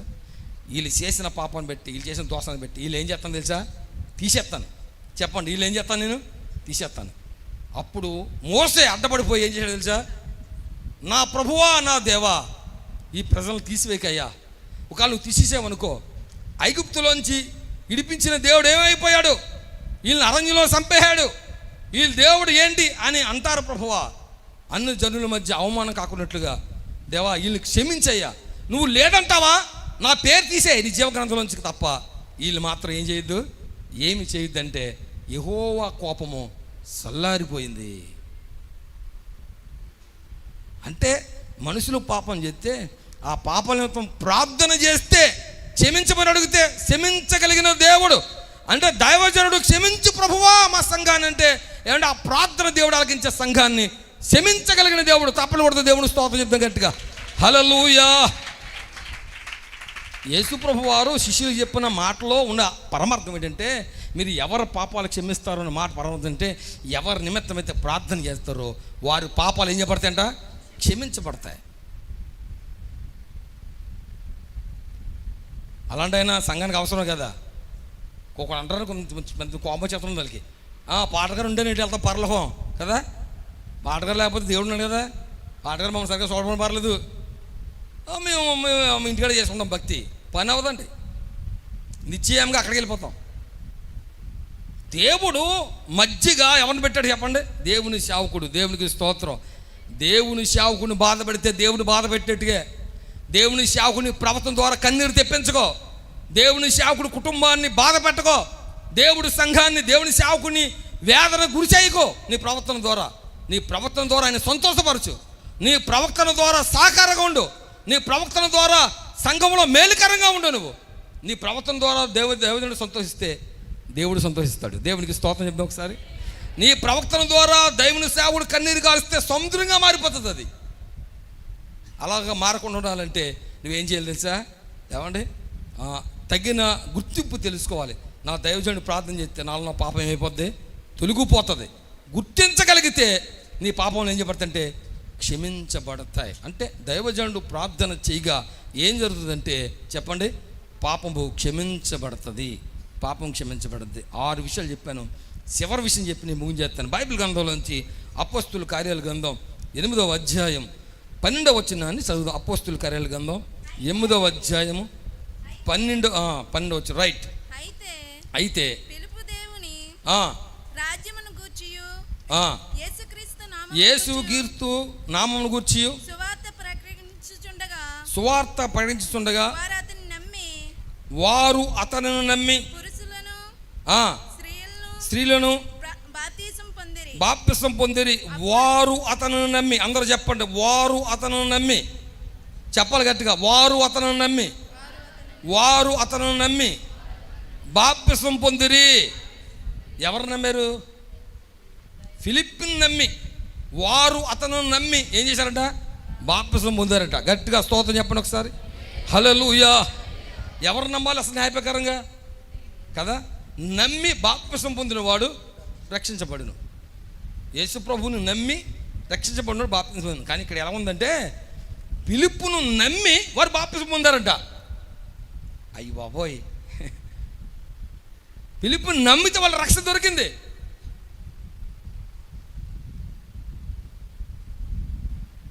జాగ్రత్తగా అర్థం చేసుకోండి. ఈ మెలకు అర్థం కాక తప్పుగా అర్థం చేసుకున్నప్పుడు మంది. ఆయన రక్షణ కార్యం చేయడానికి వచ్చాడు, రక్షణ కార్యం చేశాడు కదా, రక్షణ కార్యం చేశాడు. మనం రక్షించబడ్డానికి యేసు ప్రభువుని నమ్మకం ముందు ఎవరు నమ్మాలంటే సేవకుడిని నమ్మాలి. వీళ్ళు సేవకుడే నమ్మారు, వీళ్ళు నమ్మి బాప్తిసం పొందారు. సేవకుడిని నమ్మామనుకోండి దేవుడిని నమ్ముతాం. సేవకుడు నమ్మలేనోడు దేవుడిని నమ్మడు. ఇంకా ఇప్పుడు సేవకుడు నమ్ముతేనే కదండి దేవుడు నమ్మేది. దేవుడిని ఎలా నమ్మగలుగుతాం? సేవకుడు అపనమ్మకం ఉంచుదాం అనుకోండి సేవకుడి మీద, నువ్వు దేవుడిని నమ్మలేవు కదా. కాబట్టి మొదట దేవుడిని సేవకుడు నమ్ముతాడు, తర్వాత దేవుని యొక్క శక్తి ఏంటో నమ్ముతాడు, అప్పుడు బాప్తిసం పొందుతాడు. దేవునికి మహిమ కలుగును గాక. అంటే సేవకుడు వల్ల ఏం కలుగుతుందంటే రక్షణ కలుగుతుంది. నేను చెప్తున్నాను, దేవుళ్ళ వచ్చేసాడు ఆయన దగ్గరికి. తల్లి చెప్పాలి, మీరు వచ్చాడా? వస్తే మనం ఉంటామా? బొగ్గు మనిపోతాం కదా. దేవుళ్ళు రాడు. దేవుడు ఎవరిలోకి వస్తారు చెప్పండి? దేవుని సేవకుల్లోకి వస్తాడు. దేవునికి మహిమ కలుగును గాక. హల్లెలూయా. ఆయన వాక్యం చెప్తుంటే ఆయన నమ్మి, ఆ వాక్యాన్ని నమ్మి ఏమవుతుంటే బాప్తిసం పొందుతామండి. నువ్వు బాప్తిసం పొందడం మూలకారకుడు ఎవరో? దేవుడైతే నీకు బోధించేది ఎవరో? సేవకుడు. అతను నమ్మి వారు ఏం చేశారంట? బాప్తిసం పొందిరి. చెప్పండి, అతను నమ్మి బాప్తిసం పొందిరి. నేను 7 మాటలు చెప్పాను. నేను సేవకుడు గుర్తించగలిగితే 7 విషయాలు జరుగుతాయి. మొట్టమొదటి మాట ఏంటి చెప్పండి ఒకసారి. మొట్టమొదటి మాట, సేవకుడి ఉన్న ఔన్నత స్థితి స్థానం ఏంటో గుర్తించగలిగితే మొట్టమొదటిది చెప్పాలి, అప్పులు తీర్చబడ్డాయి ఎదవరాలకి. రెండవది, మరణించిన కుమారుడు బ్రతికించబడ్డాడు. 3, ఫరో దీవించబడ్డాడు. 4, అబ్రహాము ఆశీర్వదించబడ్డాడు. 5, హన్న గర్భఫలం ధరించి బిడ్డను కంది. 6, పాపములు క్షమించబడ్డాయి. 7, రక్షణ కలిగింది. దేవునికి మహిమ కలుగును గాక. హల్లెలూయా. అంటే సేవకుడు ఎవరో గుర్తించగలిగితే 7 విషయాలు నీ కుటుంబంలో జరుగుతాయి. ఈ 7 విషయాలు జరుగుతాయి. ఈ 7 ఖచ్చితంగా జరగాలి. ఈ 7 విషయాల కంటే శుభవచనం ఇంకేముంది? లేదు కదా. కాబట్టి ఇలాగ గుర్తించగలిగితే ఏం చేయబడతామంటే దీవించబడతాము. దేవునికి మహిమ కలుగును గాక. చివరగా మొత్తం గుండుకాయ చెప్పేసి ముగించేస్తాను. లాస్ట్ ఒక్క వాక్యం. ఈ వాక్యం అంతటికి ముగింపుకి గుండుకాయ. అది అర్థమైందా? ప్రారంభం ఏంటది? యోగ్యమైన ఇల్లు. ఆ ఇంట్లోకి వెళ్ళి శుభం అని చెప్పండి, ప్రారంభ వాక్య భాగం. దానికి మధ్య ఉన్న వాక్యాలు ఇవన్నీ కూడా ఒకటి చివరి వచ్చిన భాగాన్ని మీకు మాత్రం చెప్పి ముగించేస్తాను బైబిల్లోంచి. ఒకసారి అందరూ గలతీలు రాసిన పత్రిక 4వ అధ్యాయం, చాలా మంచి మాట. 4వ అధ్యాయము 14 వచ్చిన చదువుదాం. గలతీలు రాసిన పత్రిక 4వ అధ్యాయము 14 వచ్చిన అందరూ తీసుకోండి ఒకసారి. అందరూ తీసుకోవాలి, చాలా ఇంపార్టెంట్ వాక్య భాగం అది. 4వ అధ్యాయము 14 వచ్చిన రైట్ చదువు. అప్పుడు నా శరీరంలో మీకు శోధనగా ఉండిన దానిని బట్టి, మీకు శోధనగా ఉన్న దానిని బట్టి నన్ను మీరు తునీకరింపలేదు, నిరాకరింపలేదు. కానీ దేవుని దూత వలెను క్రీస్తు యేసు వలెను నన్ను అంగీకరించితిరి. క్రీస్తు యేసు వలెను నన్ను అంగీకరించిరి. అందరూ చెప్పండి, దేవుని దూత వలెను క్రీస్తు యేసు వలెను నన్ను అంగీకరించితిరి. చూడండి, జాగ్రత్తగా మాట్లాడండి. ఇదే మాట చెప్పి ముగిస్తాను. అపోస్తలుడైన పౌలు గలతీల సంఘానికి పత్రిక రాస్తూ గలతీల సంఘంతో చెప్తున్నాడు, గలతీల సంఘమా, మీరు నన్ను ఎలాగ అంగీకరించారంటే దేవుని దూతలకు అంగీకరించారు నన్ను. తర్వాత నన్ను ఎలాగ అంగీకరించారంటే క్రీస్తు యేసు వలె నన్ను అంగీకరించితే. గట్టిగా తప్పలు కొట్టండి, గట్టిగా ఒకసారి, కొంచెం గట్టిగా, ఇంకా కొంచెం గట్టిగా. ఎంత గొప్ప మాట అండి. అపోస్తలుడైన పౌలునంట వాళ్ళ సంఘం, పౌలు గారి సంఘం ఎలా గుర్తించింది అంటే క్రీస్తు యేసు వలె గుర్తించింది. దేవునికి మహిమ కలుగును గాక. ఎలా గుర్తించిందంట? క్రీస్తు యేసు వలె గుర్తించింది. ఓ కొత్తపల్లి సంఘమా, గలతీల సంఘమా, క్రీస్తు యేసు వలె పౌలు గుర్తించినట్లుగా ఓ కొత్తపల్లి సంఘమా, మీ దైవజనుడిని నీవు అలా గుర్తించగలవా? క్రీస్తు యేసు వలె అలా గుర్తించగలిగితే ఈ 7 విషయాలు ఏం చదువుతాయి నీటిలోకి జరుగుతాయి. దేవునికి మహిమ కలుగును గాక. చెప్పండి హల్లెలూయా. చెప్దాం గట్టిగా, హల్లెలూయా. గట్టిగా ఇంకోసారి, హల్లెలూయా, హల్లెలూయా. అయ్యా వరప్రసాద్ దగ్గర ఒక్కసారి దయచేసి ఏమనుకోవద్దు, ముగింపు చిన్న ఒక్క విషయం దగ్గరికి వస్తే ఒక్క మాట చెప్పేసి ముగింపు చేస్తాను. దైవజనులు మీ అయ్యగారు ఇప్పుడు మీ దాసులు ఇప్పుడు దాకా వాక్యం విన్నారు మీరు కదా, నేను ముగింపు చేస్తున్నాను చివరి మాటది. ఇప్పుడు దాకా నేను ఒక వాక్యం విన్నారు కదా. ఇప్పుడు వాక్యం విన్న దాన్ని బట్టి యేసు ప్రభువు వారు ఏం చెప్పారు చెప్పండి. మిమ్మల్ని చేర్చుకున్నవాడు నన్ను చేర్చుకున్నాం. ప్రభు అయిన దేవుడు ఏం చెప్పాడంటే ఇగో ఫరో లేకపోతే అహరోను మీకు నీకేమి ఇచ్చాను దేవుడుగా అన్నాడు. మూడోది మరి హెజ్కేలుతో దేవుడు చెప్పిన మాట నాకు ప్రతిగా. ఇప్పుడు మీ అయ్యగారు దేవుడు తర్వాత మీకు ఎవరు చెప్పండి? దేవుడు. చెప్పండి, దేవుడు తర్వాత దేవుడు. దేవుడికి ప్రతిగా మీ అయ్యగారు మీకు ఏమి ఇచ్చాడు చెప్పండి? దేవుడుగా అనే ప్రతిగా ఇచ్చాడు కదా, ఆయన ప్రత్యేక ఇచ్చాడు. ఇప్పుడు ఈయన ప్రత్యేక ఇచ్చి ఈయన మీ ఇంటికి వచ్చి మీ ఇంట్లో శుభం అని చెప్తే ఏ పలుకుతుంది? మీకు శుభం జరుగుతుంది. జరిగినాయి కూడా, జరుగుతాయి కూడా, జరిగింది. కాబట్టి ఈ దైవజనుడు మీ ఇంటికి వచ్చి మిమ్మల్ని దీవిస్తే ఎందుకు నియమించాడు దేవుడు? వీళ్ళు దీవించడానికి దేవుడు నియమించాడు, ఆయన్ని దీవించడానికి దేవుడు నియమించాడు. ఈ సేవకుడు మీ దాసుడు మిమ్మల్ని దీవిస్తే మీరు ఏం చేయబడతాయంట? దీవించబడతాయి, దీవించబడతాయి, దీవించబడతాయి. మీ సేవకుడు ఆశీర్వదిస్తే మీ కుటుంబాలు ఏం చేయబడతాయి? ఆశీర్వదించబడతాయి. మొత్తం 7 సంగతులు ఆశీర్వదించబడ్డాయి కదా. ఇప్పుడు చివరి ప్రదేశం వచ్చేస్తే గలతీల సంఘం పౌల్ని దేవుని దూతలాగా, ఇంకా చెప్పండి క్రీస్తు యేసులాగా చూసింది. మరి మీరు ఎలా చూస్తున్నారు? ఇప్పుడు చెప్పండి, మీరు ఎలా చూస్తున్నారు? ఏమండి, చిన్న మనిషిలా చూస్తున్నారా? ఎలా చూస్తున్నారు? మామూలు మనిషిలా చూస్తున్నారా? లేకపోతే ఎలా చూస్తున్నారు? సేవకుడిగా చూస్తున్నారా? లేకపోతే దేవుడికి ప్రతిగా చూస్తున్నారా? దేవుడికి ప్రతినిధిగా చూస్తున్నారా? లేకపోతే మీ ఆశీర్వాదానికి కారకుడిగా చూస్తున్నారా? చూడండి, గలతీల సంఘము అపోస్తలుడైన పౌలుని దేవుని దూతగాను దేవుని యొక్క క్రీస్తుగాను చూసినప్పుడు ఓ గలతీల సంఘమా అన్నట్లుగా, ఓ కొత్తపల్లి సంఘమా, మీ సేవకుడిని దేవుని దూతలాగా క్రీస్తు యేసులాగా మీరు చూడగలిగితే మీ కుటుంబాలన్నీ కూడా ఏం చెప్పడతాయి తెలుసా? దీవించబడతాయి, ఆశీర్వదించబడతాయి. ఏమండి, లోకంలో ఉన్న ప్రజలు అన్య జనాంగము అర్థం చేసుకోక సేవడెవరో నలిగిపోతుండగా వాళ్ళు పెట్టే పోస్టులు, వారు చెప్పే మాటలు క్రైస్తవులు కూడా విని సేవకుడు అంటే ఏటో ఇలువ తెలియక, సేవకుడు ఔన్నత స్థితిని అర్థం చేసుకోక, సేవకుడు అర్థం కాక మన యొక్క కుటుంబాల దిక్కుమాల స్థితికి, దీన స్థితికి, బలహీన స్థితికి, అప్పుల స్థితికి, అనారోగ్య పరిస్థితికి, రకరకాల స్థితికి గురైపోతున్నాయి. ఈ రోజు నుంచి ఉండడానికి కుదరదు, అవన్నీ పోవును గాక. ఈ దాసుల్ని ఎలాగో మీరు గుర్తించాలంటే క్రీస్తు యేసు వలనే మీరు గుర్తించగలిగితే, అపోస్తలుడు పౌలు గారిని ఆ సంఘం గుర్తించినట్లుగా మీరు గుర్తించగలిగితే మీరు ఖచ్చితంగా చెప్పబడిన 7 మాటలు మీ కుటుంబాల్లో బలపరచబడును గాక. ఇప్పుడు ఎలా చూస్తారో చూడండి, ఎంత గౌరవంగా చూడాలో, ఎంత ఇలువుగా చూడాలో, ఎంత ఉన్నతంగా చూడాలో నీ సేవకుని గుర్తించుకొని మీ సేవకుడితో విరోధంగా ఉండకుండా సమాధానం కలిగి ఉండి అండ్ అన్ని విషయాలు ఇప్పుడు వాక్యం చెప్పినట్లుగా నువ్వు నెరవేరుస్తూ విధేయత కలిగి భయభక్తులు కలిగి జీవించగలిగితే నిన్ను ఉన్నతమైన స్థానంలోనికి ప్రభు నిన్ను నడిపించి బలపరిచి భద్రపరిచి దేవుని యొక్క వాక్యంలో ఉన్నట్లుగా ఈ దైవజనుడు మీ ఇంటికి వచ్చిన ప్రతిసారి ఆయన శుభవచనం పలికినప్పుడు నీటిలో ఖచ్చితంగా శుభము కలుగును గాక. ఇప్పుడే నీ జీవితాల్లో నుంచి అశుభం తొలగును గాక, నీ అంత అశుభము వచ్చును గాక. అందరూ లేచి నుంచుందాం, తీర్మాన హృదయంతో దేవుడి దగ్గర క్షమాపణ కోరుకొని పశ్చాత్తాపడి ప్రార్థన చేద్దాం. ఒక్క నిమిషం ప్రార్థన చేద్దాం, ఒక్క నిమిషం ప్రార్థన చేద్దాం. ఒక్క నిమిషం అందరూ లేచి ఒక్క నిమిషం కళ్ళు మూసుకుందాం.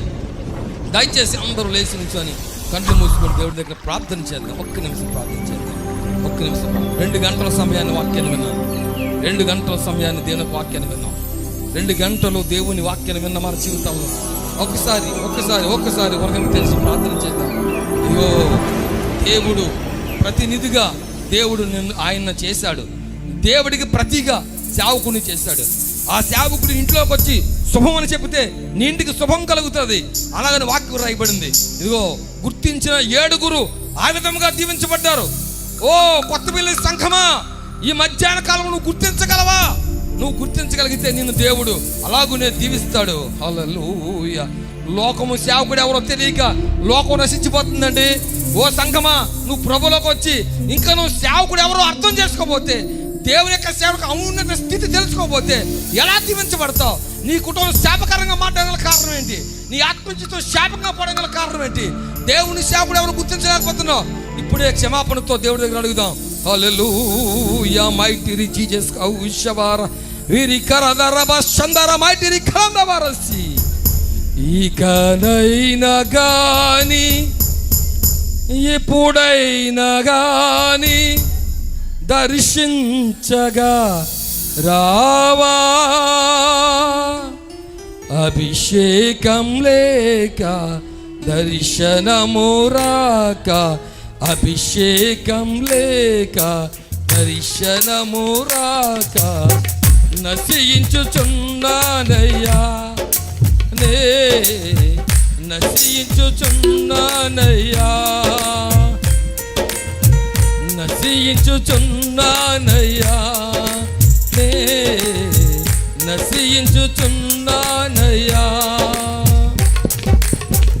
ఎండిన నేల వర్షం కోసం నెరలే విడసి చూస్తున్నట్టులా, ఎండిన నేల వర్షం నెరలే విడసి చూస్తున్నట్టులా నీ కోసం చూచానయ్యా, నా యేసయ్యా, నా జీవం నీవే నయ్యా, పరిశుద్ధాత్మాభిషేకం కోసం చూచానయ్యా, నా యేసయ్యా, నా జీవం నీవే నయ్యా. ఇకనైనా గాని ఇప్పుడైనా గాని దర్శింపగా రావా, అభిషేకం లేక దర్శనమే రాక నశించుచున్నానయ్యా, నేను నశించుచున్నానయ్యా. కావలి వారు ఉదయం కోసం మెలకువ కలిగి చూస్తున్నట్టులా, కావలి వారు ఉదయం కోసం మెలకువ కలిగి చూస్తున్నట్టులా నీ కోసం చూచానయ్యా, నా యేసయ్యా, నా ప్రాణం నీవేనయ్యా, నీ కోసం చూచానయ్యా, నా యేసయ్యా, నా ప్రాణం నీవేనయ్యా.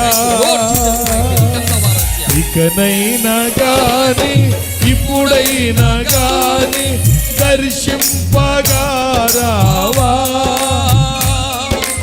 అభిషేకం లేక దర్శనము రాక నశించుచున్నానయ్యా, నేను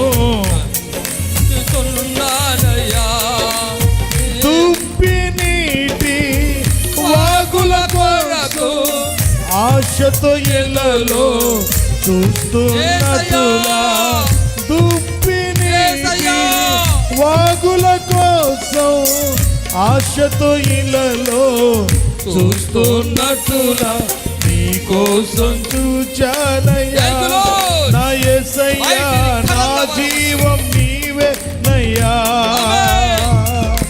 నీ కోసం చూచానయ్యా, నా యేసయ్యా, నా సర్వం నీవేనయ్యా.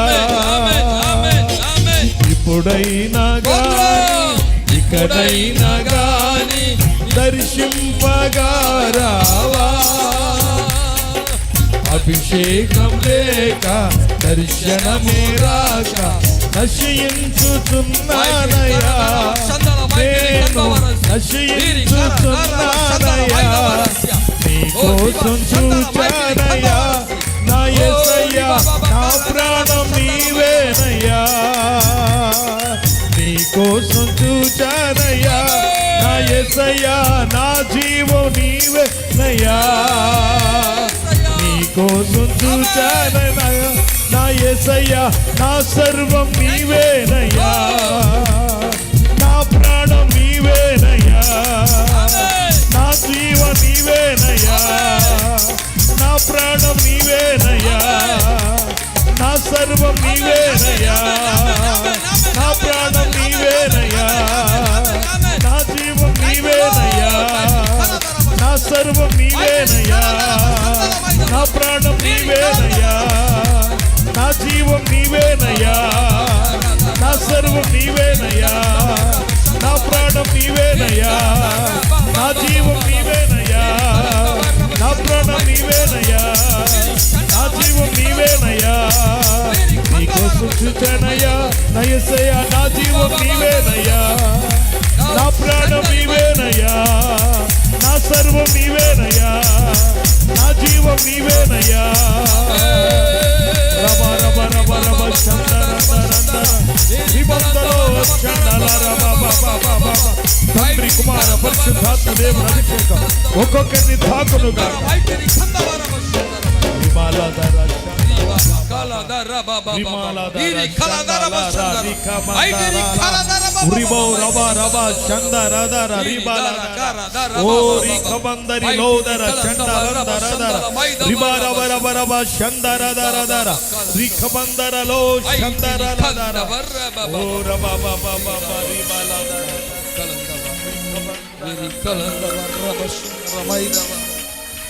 లో